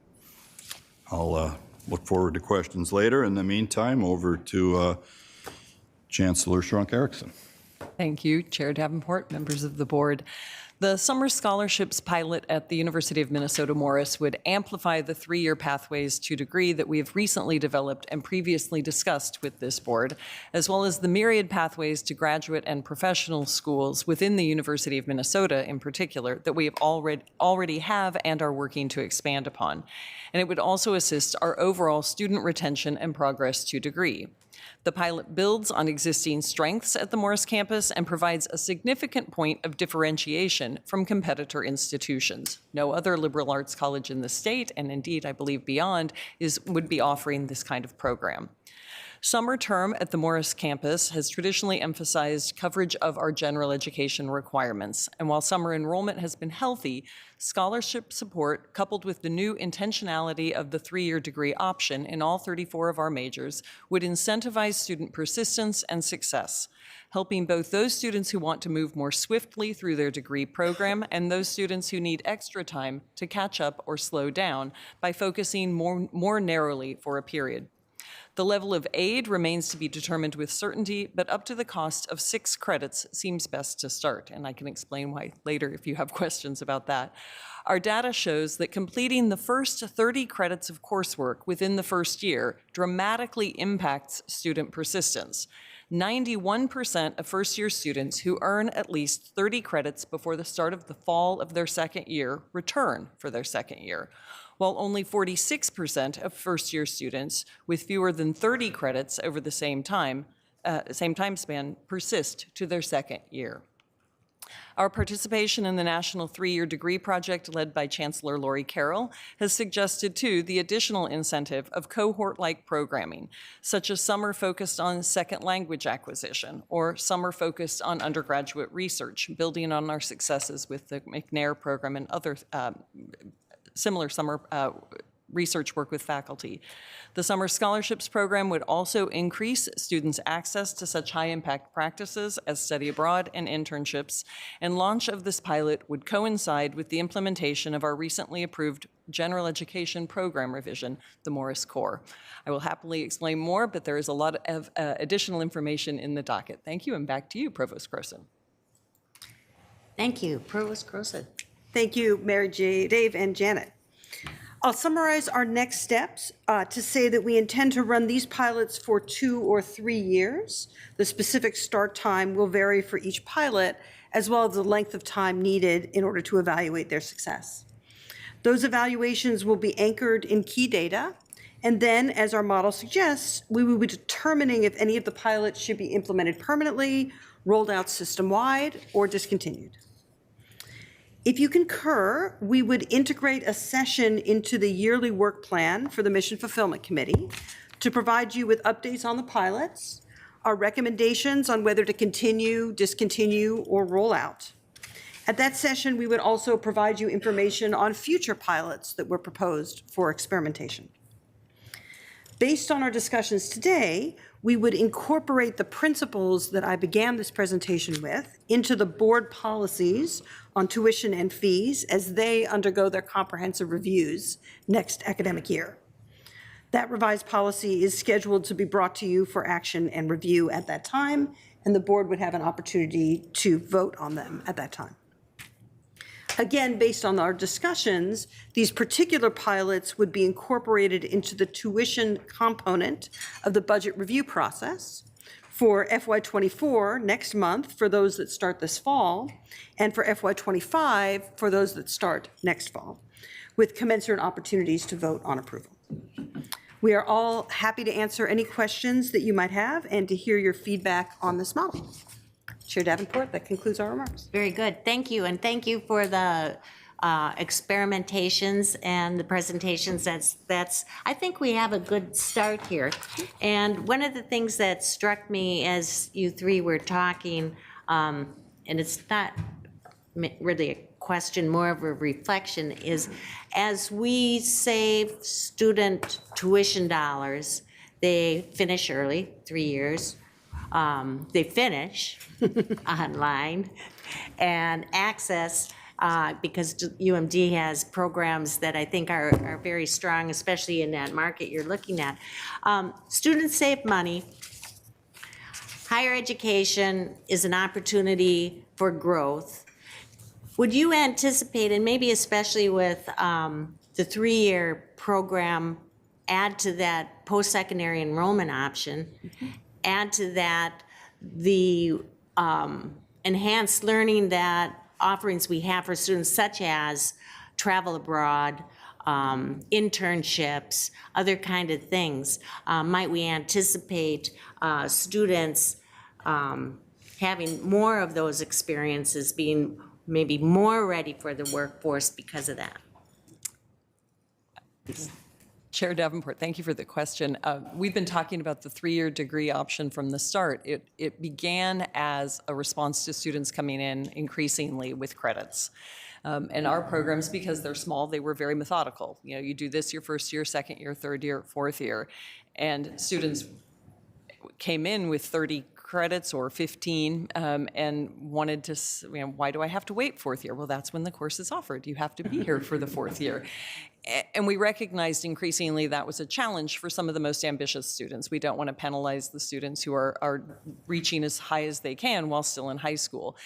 At the same time, we already have a fair number of students who could graduate in 3 years and who don't. They choose to stay longer for more of those experiences. And so one of the conversations we've had is 3 years to degree if that's where you want to be, and yet 3 years to degree that leaves space for exactly what you just articulated. 3 years so they can have a semester-long internship, which they couldn't necessarily manage when the curriculum was stretched out over 4. 3 years to have that longer, more intensive opportunity to conduct research. We've been talking with Chancellor Carroll about the possibility of internships for students who are interested in the programs there at Rochester, so they could spend a semester there and be ready to go on from there. I think there are lots of possibilities that we can develop across the system that will do that extra amplifying piece and make it, again, a really attractive option to be part of the University of Minnesota. Thank you, Chancellor. Who's close? Chair Davenport, just to add what Chancellor Erickson has said too, I think the other part is we've spent a lot of time listening to employers in the state of Minnesota and around, and what you also said was the workforce ready. So these opportunities to have internships, to have research, enhances the workforce readiness of our students when they graduate. Yeah. Thank you. Regent Hips. Thanks, Chair Davenport. I really like this a lot. I like the fact that it's not one size fits all, and it's not one program fits all, because each campus is unique and has their unique strengths and needs different pilot programs to fit their strengths. I love that. And I also, our students can differentiate, do I go here for this reason or do I go here for this reason? And people will pick and choose. And I think the 2 to 3 year pilot program is good. I'm wondering if that's long enough. That's my first question. My second question is, nothing good ever happens in a day, Mm-hmm. So, and my second question would be, we're not going to wait till these get done, as the pilot programs get done, to start new programs, implement other new programs and strategies, right? Or what's the thought process there? So Let's start with Provost Croson to respond. Yes, Chair Davenport, Regent Hips, thank you for the question and the support. Indeed, the 2 to 3 year pilot was kind of our first cut at it. For these particular pilots, what we especially want to see, as we've discussed, is an impact on enrollment. We also want to track things like 3-year graduation rates or 4-year graduation rates. That will take longer to evaluate, but we think we should be able to see whether these changes affect enrollment relatively quickly. Maybe not in the first year that they're rolled out, but the second or the third. But it's a good point. I can imagine that for different pilots, the evaluation period might be different, right? So for the Morris pilot, that evaluation term might be longer than for the Duluth pilot, for example. And indeed, as I mentioned in our remarks, and I'll reiterate, the plan each year is to provide you information, of course, with updates on the pilots we have running, but also on new pilots. Okay, good. Perfect. Yeah, thank you. Regent Farnsworth.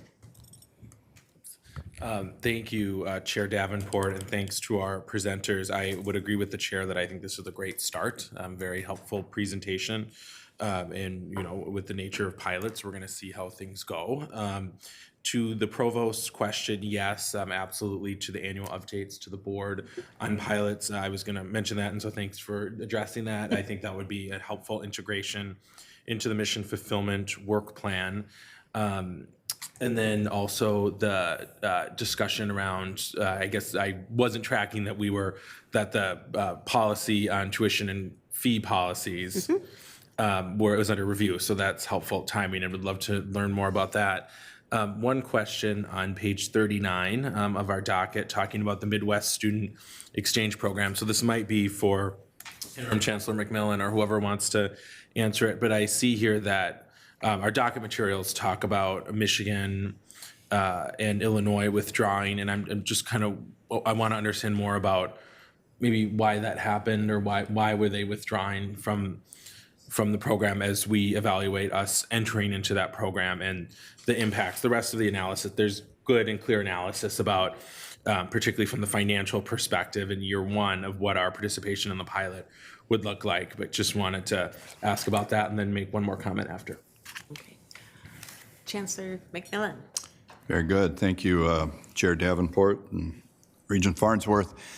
I don't know that I'm the expert that can talk about why Michigan, Illinois have pulled out. I know that the entire system participated in this, and this campus, the Twin Cities campus, pulled out of participation in that in 2018.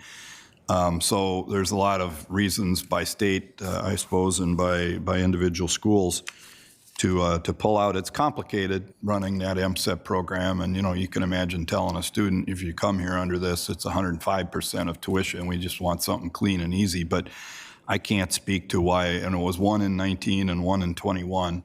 So the whole underpinning of the Midwest Student Exchange Program has gotten, it's not where it was 10 years ago, and states, for whatever reason, I can't speak to why, have pulled out entirely, but you could ask, Link Carlson got me some good background on what was behind the Twin Cities decision to do that. And so I don't think I have a great answer for you on what's happening to the east, but we want to get back into those markets and recruit and pursue them. Thank you. Thank you. No, thank you, Chair, and thank you for the answer. No, I'm just curious, as we're evaluating entering into this pilot, seen in our document materials that some folks have left the program. Just, I don't know much about it at the moment, so trying to understand that.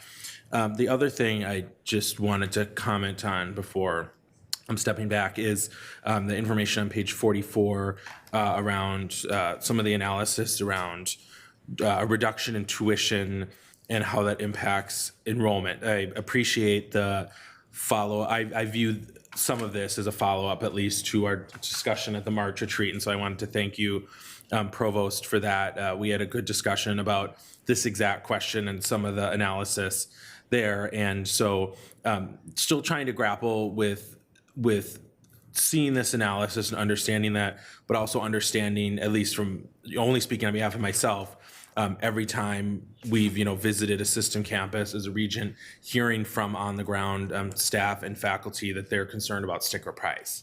So just trying to grapple those two things, and wanted to put that into this space. But as someone who would ask for some more of this analysis following our March conversation, I wanted to thank you for that, Provost, because I found the document materials helpful to explore some more of the nuances of that. But again, also wanting to be sensitive to at least what I've heard many times over the last couple years since starting this from folks who are on the ground in our system campuses. So thanks for this in general. I've been waiting with much anticipation for this March 2023 board meeting since I started to have this exact discussion, and look forward to the continued evaluations of these pilots and discussions here. Thank you.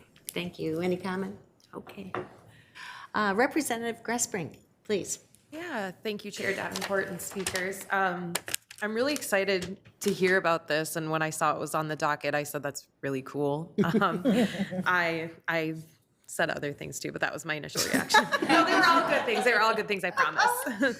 I think the biggest thing that stood out to me here is that this could be a really promising opportunity to speak to some of the diversity, equity, inclusion points that go towards impact and other things as well, especially reaching populations out of state, non-traditional students, and those who are in different income brackets to really come to these campuses and get to experience, college and get to go through that.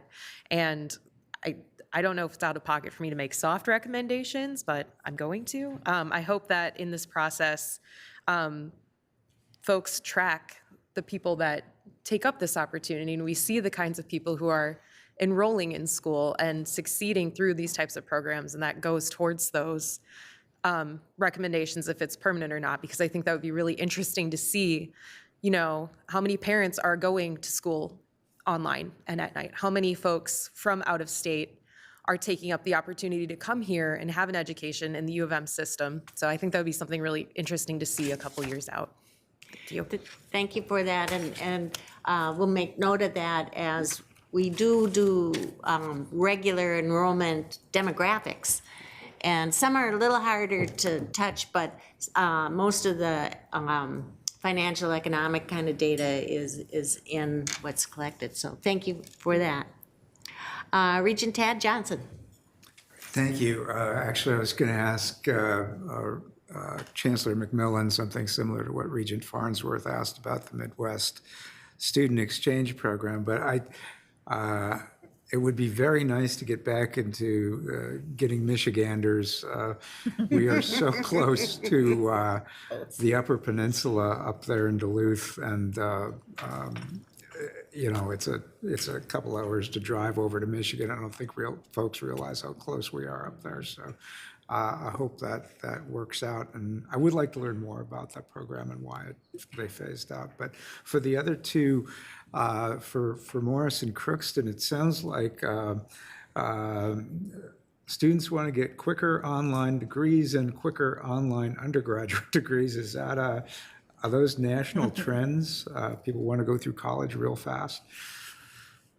Chancellors. Chair Davenport, Regent Johnson. For Morris, I think it is the idea of a quicker degree that is appealing, not necessarily the achievement of a quicker degree. That is what we'll have to start tracking.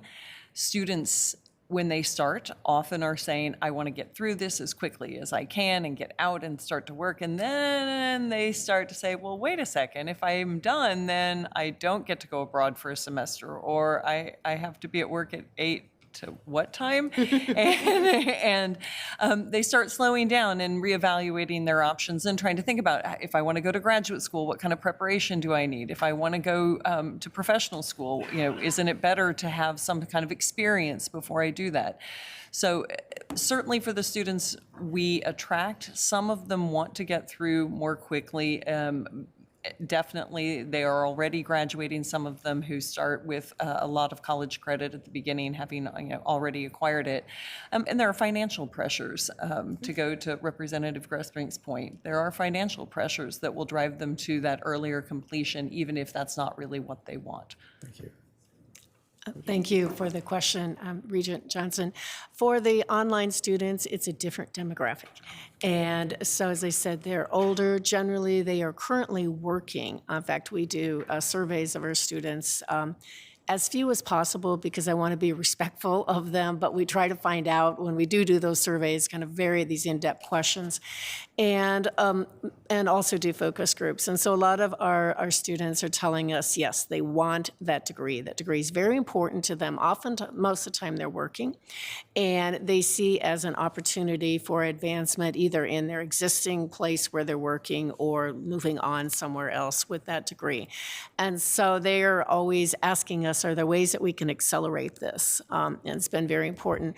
One of the impediments, though, to accelerating, which is really a federal policy, but there is a federal program that allows up to $5,250 worth of tuition assistance that companies can pay for their employees, and that's in a calendar year. And so you'll actually hear tomorrow how we're looking at we look at different programs and try to build upon that, but yet having our students be as quickly as possible. So if you want to take on the federal government on that idea, that would also help expedite the process for our online students. Thank you. Thank you.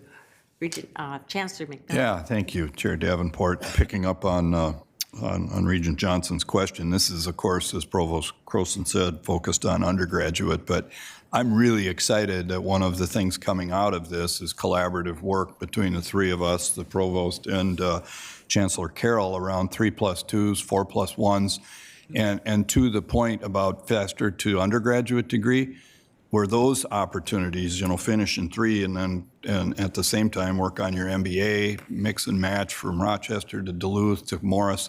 We'll be back, I think, with some really interesting things. And then that undergraduate degree coming faster can actually lead to, 2 degrees in a shorter period of time than the traditional 6. So a lot of that coming your way too. So stay tuned. Thank you. With anticipation. Great. Thank you. Regent Verhalen. Thank you. I echo the excitement of a lot of those who've commented already. I think this is some creative thinking and bringing us something that's different for each campus, which is really important, as we've talked about previously. I'm thinking about the next step, where the rubber meets the road, which is, we can incorporate this into the budget review process. But then how do you go about communicating this to prospective students? And understanding that's very different for each of the campuses because your targets are different, but particularly looking at the potential complexities of the Duluth proposal and making sure that those students, prospective students, know early enough in the process. We've had conversations about not knowing what financial aid is until very late in a process. And this, in essence, is a form of financial aid when you look at a general sticker price. So what kinds of thought are going into how to communicate this to prospective students in attracting them? And Regent Davenport, if you would entertain that question, maybe starting with Chancellor McMillan and working the other way since we started in reverse last time. Sure enough. Chancellor McMillan. Chair Davenport and Regent Verhalen. Yeah, I drove past it pretty quickly when I made the comment, but that recruiting cycle for fall of '24 really begins early or late summer of '23. So we're counting on this meeting, obviously, for your review and consideration, and then action in June, so we can arm our recruiters and our counselors and our admissions team with a $5,400 discount to go after students in those states. And so that communication will become over the June and July timeframe, assuming the board acts favorably on this, built into our digital and print materials and out and about with in all of these states. And we're also, I'm talking Michigan, Illinois, but we lose some students to Iowa too, and there's no reciprocity there. And places like Iowa State, anyway, there are lots of places we'll build this in and go after it. We'll also have a communication, good news for students who are either paying $105 per those 30 some on campus now, they'll get a discount. So that's where the downside revenue comes from, but we'll be thoughtful about that communication as well. But we're very anxious to get this built in this year and go to work in the fall of summer and fall, late summer, fall 23, and all the way through the recruiting season into spring of 24. Thank you for the question, Chair Davenport and Regent Verhalen. I will echo what Regent, used to be Regent McMillan, what Interim Chancellor McMillan said based upon the cycle. And in fact, we have already developed, with a lot of assistance from the Twin Cities, some very robust, in anticipation that this would be a good idea for us to pursue. We've already developed some very robust marketing and advertising profiles based upon our different groups. And then, of course, for the online student, it is continuous. There's not as much of a cycle as there is for on-campus students. And so we would be very excited to begin this as soon as we have our programs sort of flushed out and delivered. We obviously already have a couple of ideas, and I have some very creative faculty members who are already excited about the possibilities. So, as I said, we, would hopefully maybe be able to roll some of these out sooner than later. I don't think fall is reasonable, but probably in winter time. So we've already anticipated this. As you know, all of these are very competitive marketplaces, and so we really do need those significant resources to help us with the advertising and the marketing. And I will just call upon something which was done, has been done over the last several years, and that is system-wide marketing and promotion. And that has, for our campuses in particular, has been very impactful.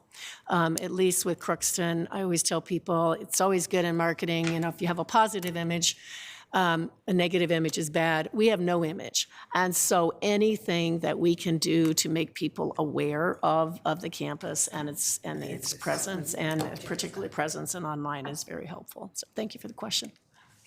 Thank you. Chair Chancellor Davenport and Regent Verhalen, much of what has already been said applies to the Morris campus as well. We have been faced in terms of enrollment with some retention issues in the last few years, including this year. And if we start the pilot in the summer of '24, then it would be targeting the class that has already been recruited. So it wouldn't be a recruiting tool for that class, but it would be a retention tool for that class. And then we can start marketing it for the class that we will be bringing in for the fall of '24. So we may need the 3 years to actually see an impact. In terms of making people aware of this opportunity, that is, I could just repeat everything that Chancellor Holtz-Claus just said, but it does build into things that we have already been doing. As I said, Chancellor Carroll's national project has helped us move farther along more quickly. We have advising guides that show on paper how this can work and how you can complete using summer, just suggesting from start to finish for some of our most popular degree areas, like biology is where we started. So having those that admissions counselors can share out, that can practically, clearly show, particularly for students from first-generation backgrounds, I think will be a helpful tool, as well as the system advertising. Thank you. And just a quick reminder about the microphones. We're not used to them being short.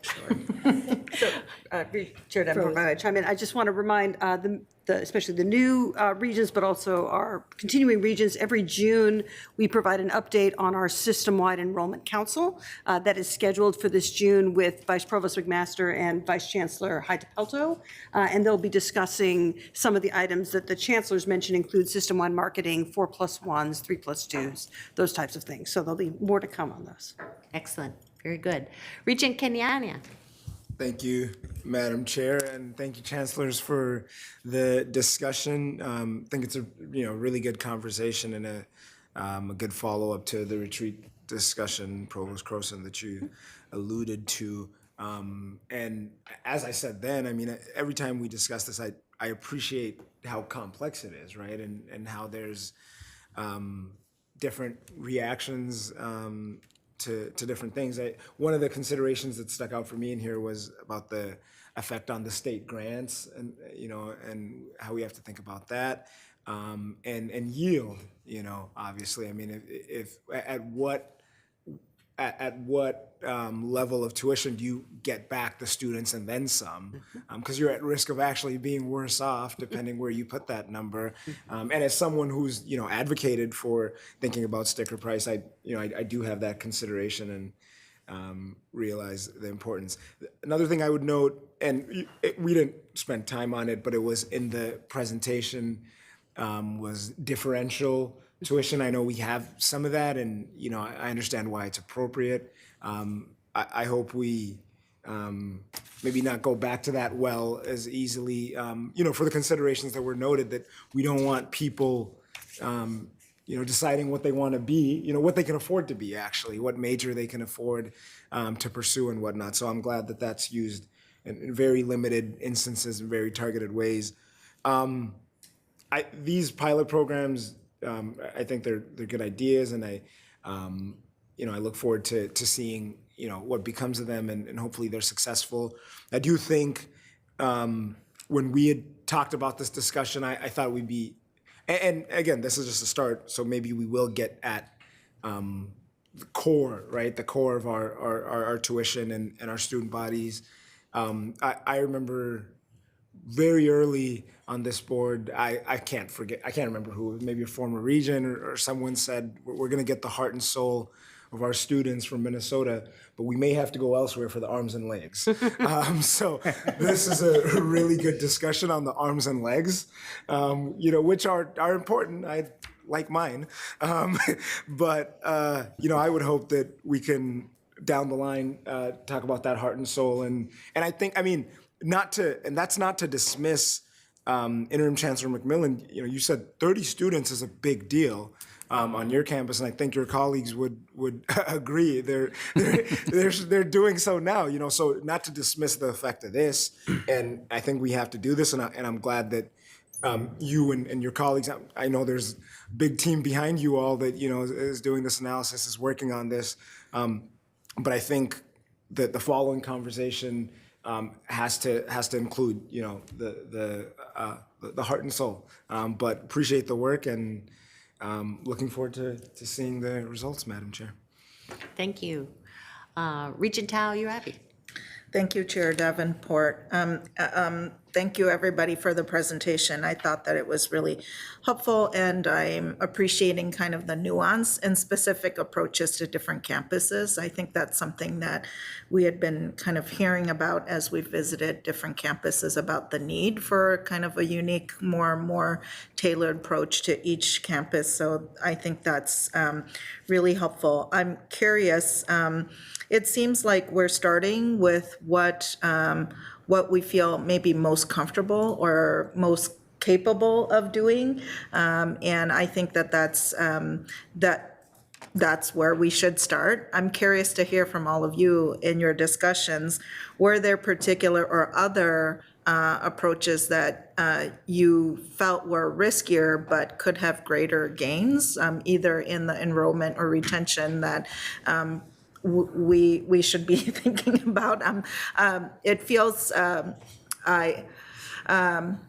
it feels very doable, which is great, right? And I think it feels appropriate. So I'm not saying like we should do more than this, but I'm curious about what else might we, be thinking about in terms of the risks that we want to take or maybe not take. So that's a question. And then my other question was, I think we've been hearing a lot about preparing our students for the workforce, and being that we happen to be in Minnesota with a lot of really major companies here, are there potential for more employer partnerships that we haven't yet explored, and things? So two maybe connected questions, but not so just wanting some perspective about that. Yeah.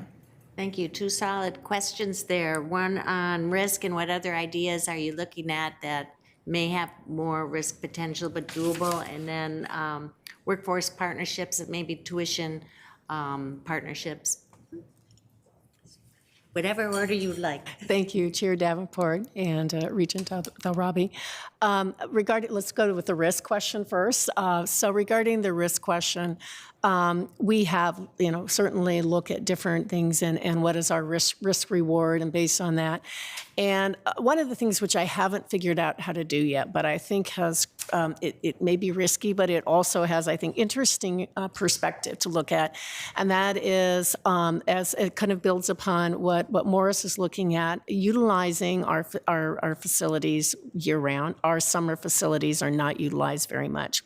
So I've always just sort of jokingly said, but I don't really mean it in that regard. It's like, how maybe what we should do is we should be offering classes in the summer in our beautiful facility, wonderful weather, and maybe early in the fall, and maybe even having a lot more flexibility when our students are there. And then again, that would build upon the opportunities for more internships and more really flexibility on that. But then most of our structures are set up for the 9 months. And so we will need to look at that, and that becomes both a complexity, most of our contracts, everything is. And so that to me, I think really has a lot of longer term options for us, but we're gonna have to look at that from a structural perspective. But why not build upon, in our case, when we're so experiential and so much could be done outside in the summertime, we need to build upon that. And then, find a campus in South America or somewhere for the students to go in the middle of the winter. So I say that jokingly, but again, that also then provides a lot of opportunities for study abroad and so forth. So that's one we're not ready to hatch yet, but we're really kind of fermenting it right now, thinking what that might look like. Thank you. Chair Davenport, Regent Talurabe, we had really hoped that the Greater Minnesota Scholarship idea would take off and get the support it did not get. And so this is a scaling back of that, taking that impulse and trying to reframe it and see if that would help. And that was a big, bold idea that I think would have made a difference for us. So we will have to think again now. The first step was, well, what can we do now? And moving beyond that, I do think there will be workforce possibilities. One of the most gratifying experiences on that front I had recently was at Vice President for Research, Shashank Priya's research workshop, listening to industry representatives talk about the need for people in STEM who communicate really well. And I kept saying, more students, more students. And I don't know that that's obvious, particularly to students who are looking for college, that is a real outcome, that there are places looking for students who can cross those boundaries, that it isn't necessarily a narrow skill set, but it is very much the kind of broad liberal arts college education that a lot of employers in the state are really in need of and looking for. So we can build on that as well. Thank you. Thank you. Chancellor McMillan? Yeah, thank you, Chair Davenport. I would add, I think if we had our Executive Vice Chancellor, Amy Heidi-Palto, up here, she could have a 10-minute piece on international programming alone. So that would be one that we're carefully exploring, balancing risks. There's risks inherent in launching, overseas marketing initiatives. Fortunately, we have a big brother, if you will, here in the Twin Cities that's done that, but she's looking, leading efforts with Vice Provost McMaster to significantly scale that up and to use Duluth as a first landing spot, perhaps. I mean, there's housing issues there, lots of that stuff. How do you find cohorts in a community? But I'm excited about that, and you'll hear more about that. I think Provost Croson mentioned that a few minutes ago. So that's one, and then another would be how do we didn't have a graphic design program on campus 10 years ago, a marriage of core arts capabilities with core business skill sets and marketing, and now it's fully subscribed and big. And, so that's one example, but I think there's more of that core art capabilities that on their own aren't selling in the marketplace. Back to workforce connections here. How do we tee those up with science and business and more STEM-driven things and find something like that? So I won't get ahead of my skis and talk about too many of those yet, but there's a couple of those in the oven, so to speak. So we'll be bringing that back, and we work very hard with that Northeast Minnesota, Northwestern Wisconsin business community to drive partnerships around research. If you looked at our Swenson College, around business at Leibovitz, and not just internships, but job fairs, all the traditional stuff, plus much more non-traditional. Get on our campus, see what we're doing, and we'll put students in your operation as soon as we can. Thank you. Regent Mayron. Thank you. Thank you for your presentation, everyone. There was, as I went through the written materials, there's a lot packed in there. And so that gave context, I believe, to ultimately what you're talking about here with these 3 pilot programs. But I want to focus for a moment on some of the pieces that I picked up from the written materials and what was packed in there, and query whether the pilots are designed to address those issues, or are they separate, or how you see they're related. So I was looking at one of the things that struck me was at pages 43 and 44 of the materials. On 43, the gist of what I took away, and I'm just going to read this because I thought this was so interesting. System-wide, 68% of admitted Minnesota residents who didn't enroll in the system chose a 4-year institution that was priced higher. And then specifically as to Duluth, 63% of admitted Minnesota residents who didn't enroll in the system chose a higher price institution as well. So one of the takeaways was that apparently sticker price, meaning the retail price, to the extent we think we're losing students due to our tuition price, apparently we're not. At least, close to 70%, whether system-wide or as it relates to Duluth, are choosing to go elsewhere to an institution that costs more, at least by way of sticker price, than our institutions. And that was a pretty remarkable piece of information to me. On page 44 then, in the summary, you talked about does reducing tuition increase enrollment, and one of the summary items, bullets, was that many of the studies show positive and significant effects of increasing grants or gift aid and increasing marketing of existing pricing and financial aid on enrollment does impact enrollment. And so, then I look at what the pilots are, and I'm trying to see is whether these pilot programs, which I think are excellent and you need to be explored, and we need to see if they should be rolled out beyond what you're doing, but are they connected to this overall arching issue relating to why students in Minnesota in particular who are admitted into our system here are choosing another college that costs more? Is there a connection, or is that something else that this committee will be looking at, and these pilots are really not designed to address it? And the second question has to do with, because I think it's related, is none of these pilots address what's going on in the Twin City campus. And so, and obviously we have the biggest numbers here. And so I'm very interested to learn what is, if anything, is in the mix for how to address tuition, enrollment, accessibility as it relates to the Twin City campus. Provost Corson, would you like to start on that big question? So, thank you, Chair Davenport, Regent McMillan. So, Regent, yes, McMillan, yes, Mayron. So let me start off talking about the Twin Cities campus. The direction that I took away from our March retreat is that we should begin our focus on campuses that are struggling with enrollment. And so that is what we have done. As we've said a couple of times, this is not the last pilot we will see, but that was our priority for this, 3-4 months in between was to make sure we did that. I think the whole debate around, so now I get to put on my economist hat. I think the whole debate around the question of own price elasticity and list price versus discounts is a really interesting and important one. And it's something that we need to be guided by data on. And so the principle behind these pilots is to design these experiments to collect the data that will guide us, and that we'll use that in order to make our decisions. So that's a very general kind of principle there. But I'm happy to turn it over to the chancellors as well. Other comments? Yeah, thank you, Chair Davenport and Regent Mayron. Great question. And if titles get too confusing, just do what the students at UMD have done. They call me ICMC, so for fun, just for a little humor there.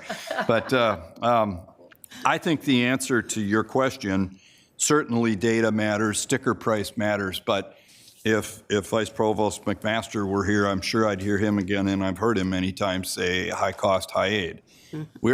So at Duluth, that translates into a high cost, low aid proposition. And And these numbers don't take into account any of that aid. So I can speak from absolute current experience. Just Tuesday morning, Amy Heidepelto and I got briefed by our admissions group. We had the highest number, record high number of offers out. We were cruising along up until Easter weekend with a tremendous number of commits on target. That weekend, commits started to drop, and we're down 200 now. And most of that is a direct reflection of a competing institution putting aid on the table. So I don't have an answer for our aid challenges. It's resource-based, but I would use the term high cost, low aid to describe our biggest challenge. I would love a lower sticker price perhaps, but you can see what the cost is to even touch that, the 163,000 that we go down just by starting a program that won't bear fruit for a couple of years.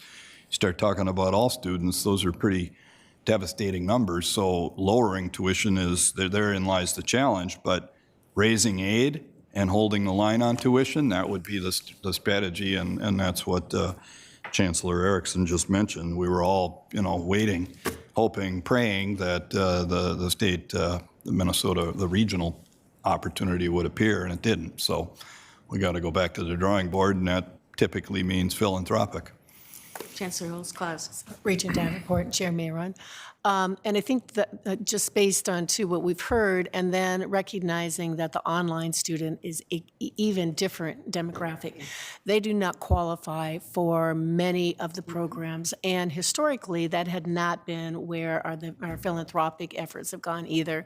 So we've been, as we work with donors now, we talk about the online students and the need. And we've had several, it's a good beginning. We've had several large donations made, and the kind of like Finnish scholarships and things like that are helping and are now eligible for online. But I think we've outlined some of the challenges right now and some things that will need to change with that, as well as we look at as the price elasticity, which I did not understand when I was taking my economics. So I'm really glad that we have an expert here that helps us explain this to us in a way that we understand. But it's something that we have to really consider as we go forward, and as you consider as we go forward in our tuition discussion. So having this opportunity to decouple what we currently have for our online students, I'm excited that hopefully, that it will be helpful for them to allow them to finish in a faster, more timely manner. Thank you. Anything to add? Very briefly, Chair Davenport and Regent Mayron.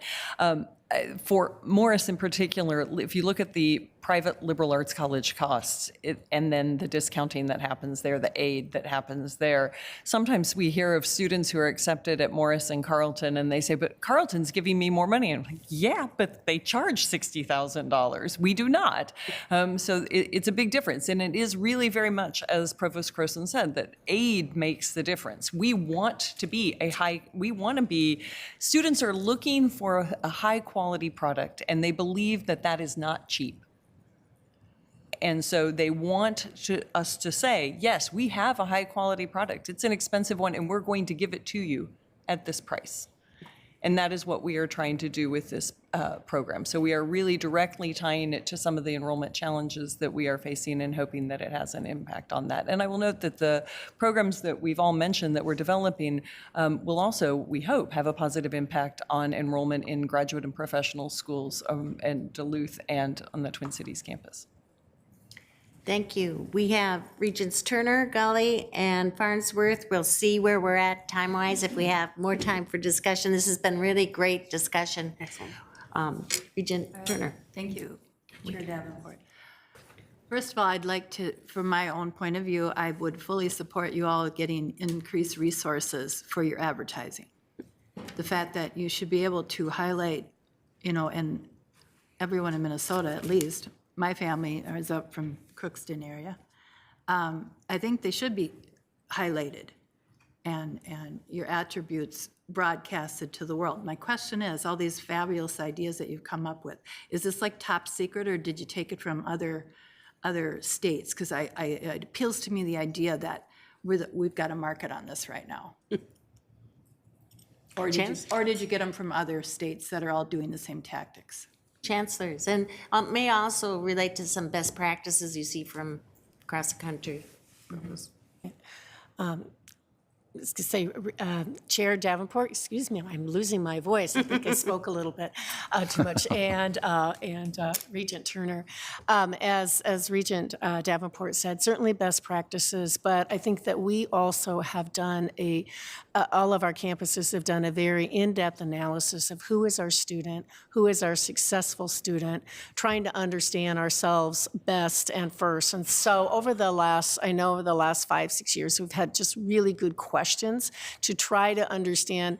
I always say in marketing, it's like, what makes us unique? And so we're all, and through a lot of efforts too, that were done collectively, we all did our analysis of what makes each one of our campuses unique, what are the psychographics and demographics of a student who will come to us, and then from there, using more sophisticated marketing techniques than perhaps we did in the past. We no longer just broadcast to everyone. We have to really kind of focus and as what is our potential student. And then to get the rights, what's very important too in marketing is to get the right student into your funnel. For a while, I think we had a strategy. We're just getting everybody we could into the funnel. And then, of course, maybe they would come and maybe be there for a while, but we didn't retain them. And so all of our marketing strategies really look at finding the student who fits our campuses, our unique ones, who are going to retain, who we're not going to just see on day one, but we're going to see them across the commencement and part of the commencement celebrations. And so it's really utilizing, as I said, best practices, but then maybe a level of sophistication of marketing that we've all really worked together, and as I said, had a lot of good resources collectively across the system to do that. I hope more effectively. So thank you for the question. Anyone else? Okay. I would, Chair Davenport and Regent Turner, ours is really directly the product of experience. We had growth in this area, and then as the two states I mentioned stripped out of it, we saw it go away. So we're just trying to recapture that, if you will, but this time it'll be a broader look at the whole area and with a less complex marketing tool in a flat equal to in-state tuition tool. And I'm all in for all of the Minnesota U of M system marketing we can get. We will draft behind that in a heartbeat, and yay. Thank you. Last question, Regent Farnsworth.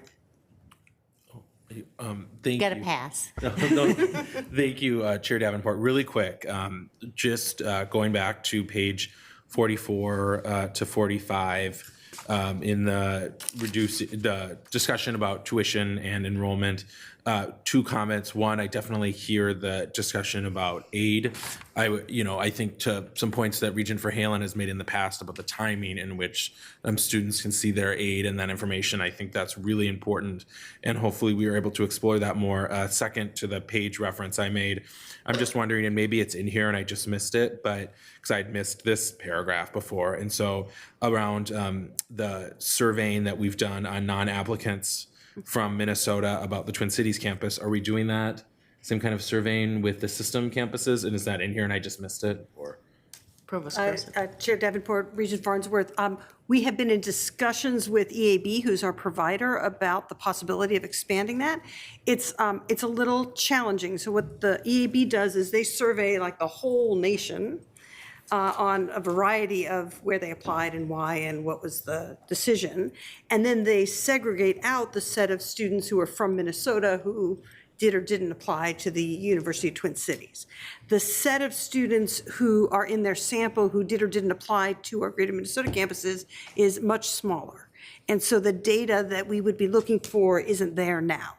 We could go and commission a custom study, and we'd be happy to discuss that if that's something we could think about. But given just the number of students at these Greater Minnesota campuses as opposed to the Twin Cities doesn't really lend our existing data for that purpose. And for those, EAB is Education Advisory Board, and they're a data-rich, data-based decision-making advisory group that we work with, which is what that is. Yeah. Thank you. Yeah, I think some data like that for the system campuses would be really interesting and important as we look at this. So thank you. Thank you, everybody. This is a huge challenge, and we have innovative and creative thinkers around the table and out on our campuses throughout the state. And so this is really solution-based conversation, which we will have many more of, I'm sure. So thank you, everyone. And we'll move on to our next topic.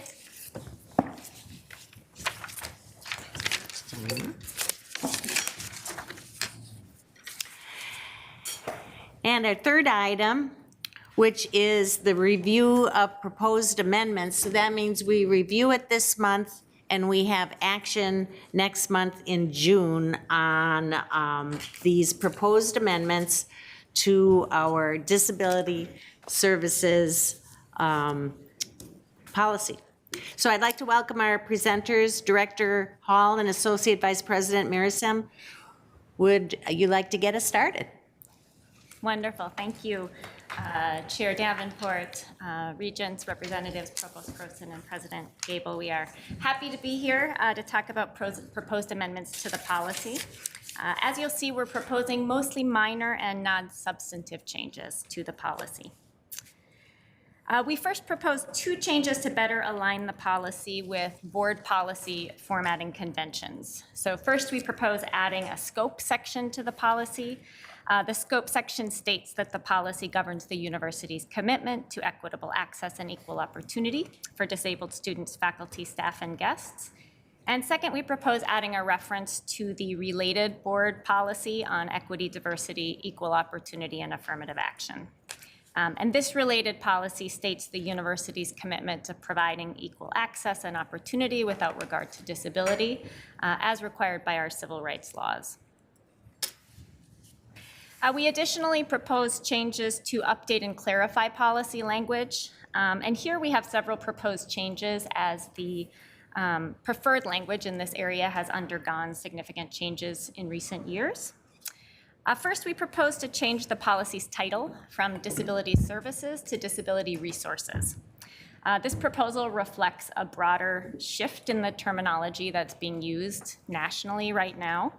The phrase disability resources really better reflects the broad scope of the university's focus, which is to provide resources and reasonable accommodations to disabled community members, and also to provide resources to others in our community, our supervisors, instructors, facilities professionals, who can all help to reduce the barriers in the learning and working environment that can impede access.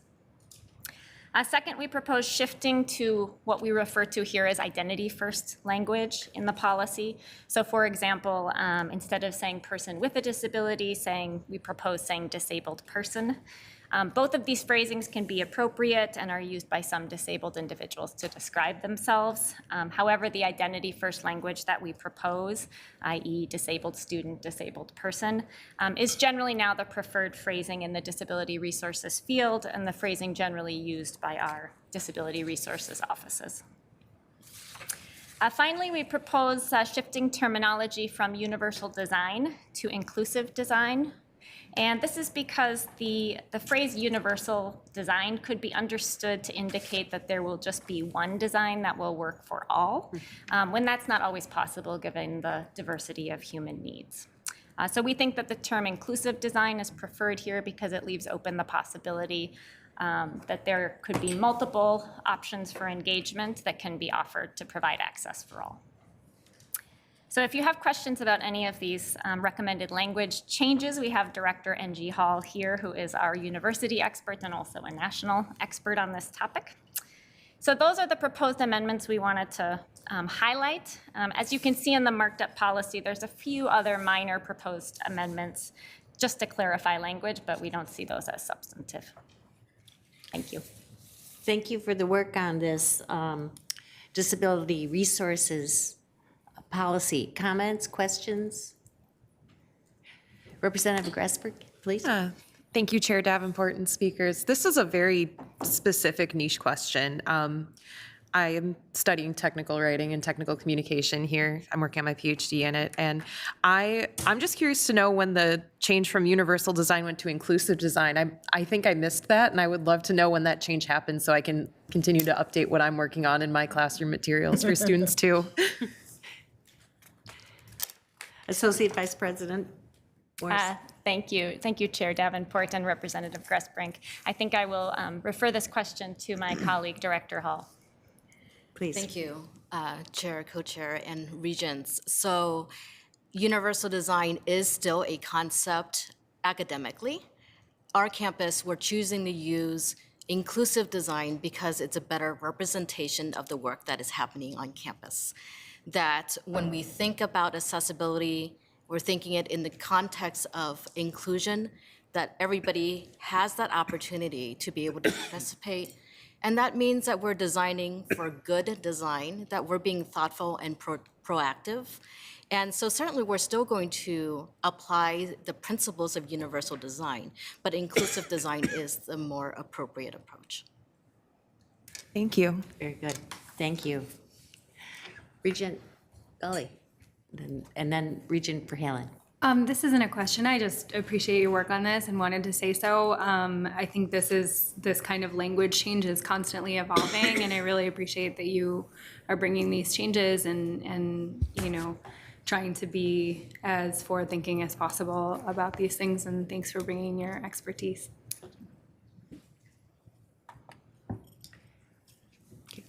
Thank you. Was there a question? No, just a Regent Verhalen and Regent Kenyanya. Thank you.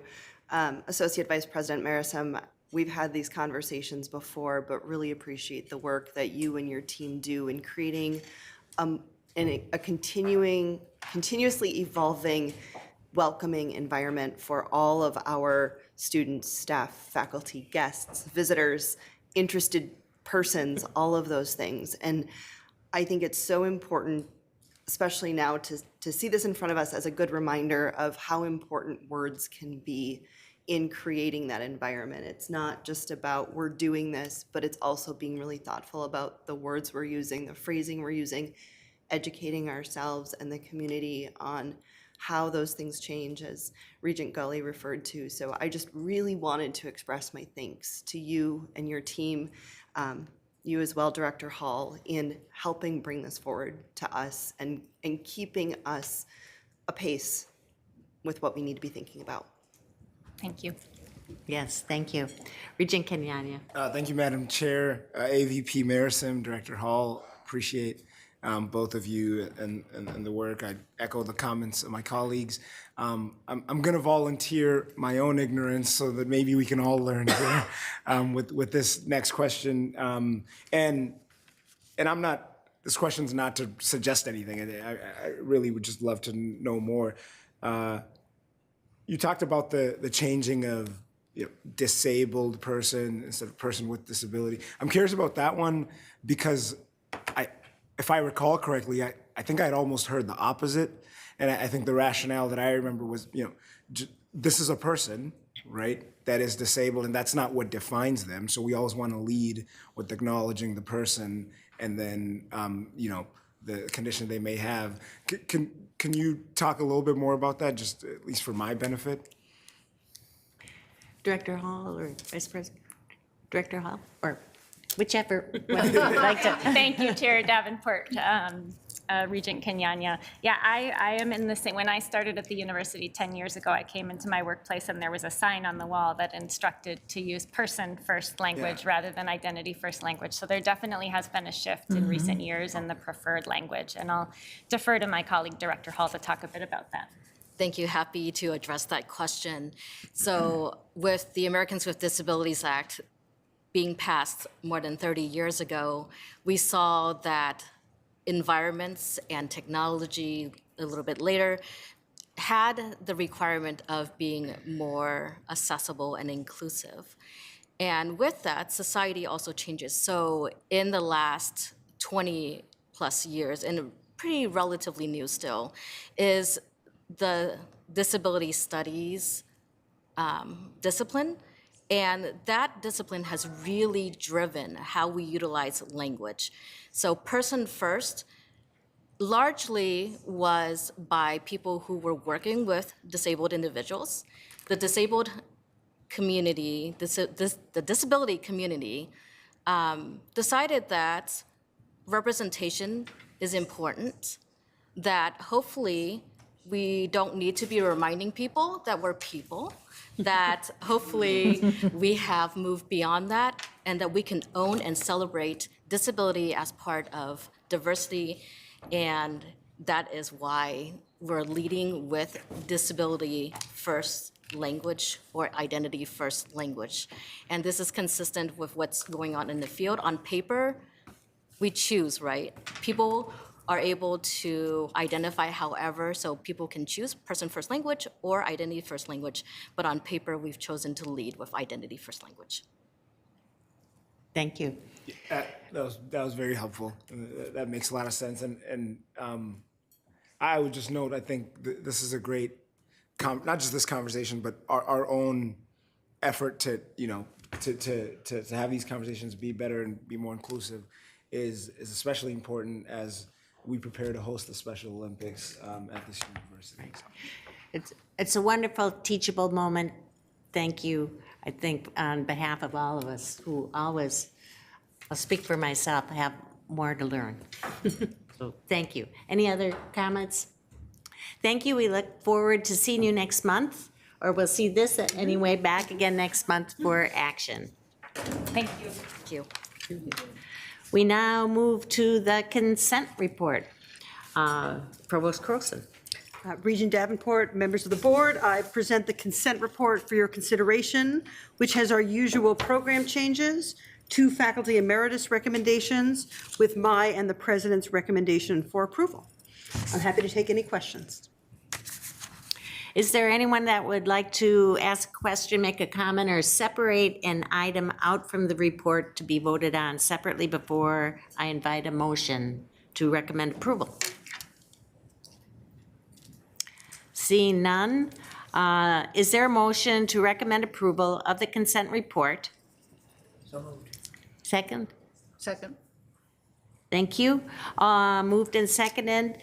All those in favor, please say aye. Aye. Those opposed say no. Motion is approved. Thank you. Let's move on to information items. Provost Croson. Chair Davenport, members of the board, I'm pleased to remind us all that the information report includes select student, faculty, and staff accomplishments that we have gathered since our last committee meeting in February. In addition, we've included the MnDRIVE report, which is mandated by the legislature and that we provide for your information. I wanted to spend a moment addressing some of the news you might have seen around the College of Liberal Arts. Without getting into specific details, I will say that much of the reporting that you see is incorrect, and that we're happy to provide information on particular elements if people are interested. Of course, no budget is finalized until it's, or decided until the board votes to approve the budget in June this year. And we don't have our state appropriation yet, so nobody knows what the final budget will be. Once we know what funds we have, we'd be happy to discuss how we allocate funds to individual colleges, have colleges allocate funds to individual departments, and the decision-making behind that. As a university, however, we remain committed to all of our departments, but especially those that enhance the diversity, equity, inclusion, and belonging of our underrepresented students. Some of the departments that have been mentioned in the press do exactly this, and we remain committed to ensure that they are continuing to be successful, that they continue to be able to offer the classes they have scheduled and that our students have so eagerly signed up for. I'd also like to note a press release that went out this morning about the U.S. News graduate program rankings that were released at midnight last minute, Midnight Wednesday. You've received a copy of the release, which will be added to the public docket, and there's much to celebrate. Briefly, although the rankings highlight that we have many graduate schools and programs on the Twin Cities campus that are ranked among the nation's best, some of those highlights include the Humphrey School of Public Affairs that was ranked 10th nationally, School of Veterinary Medicine tied for 11th, the School of Public Health ranked 12th, and the law school, which has been ranked 16th nationally and ranked in the top 5 public law schools in the nation. The press release also notes that the University of Minnesota Twin Cities campus overall was ranked number 23 public university, meeting our Impact 2025 goal of being in the top 25, that being our highest ranking in 10 years. The medical school rose in the Blue Ridge rankings this year to 21st nationally, 8th among publics. And our School of Nursing also ranked very well in the Blue Ridge rankings, 14th nationally and 9th among public universities. The U.S. News report also ranks individual programs, has ranked the medical school number 2 in primary care nationally, number 7 in family medicine, and number 14 in rural health, that being number 7 among public schools. One other highlight I want to mention from the information report, you'll hear about this more tomorrow, but I'm exceptionally proud that the Dean of the College of Science and Engineering, Andrew Lean, who we hired last year from the University of Illinois, has been elected to the National Academy of Engineering, the highest professional honor awarded to an engineer. So with that, I will conclude my remarks. This is huge. This is very huge, everybody.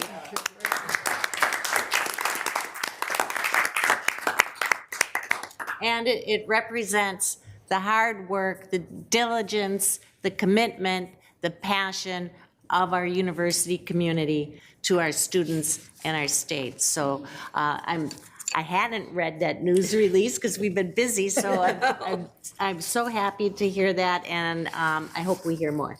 So thank you. With that, unless there's any other comment, we'll adjourn the meeting. All right, adjourned. Thank you.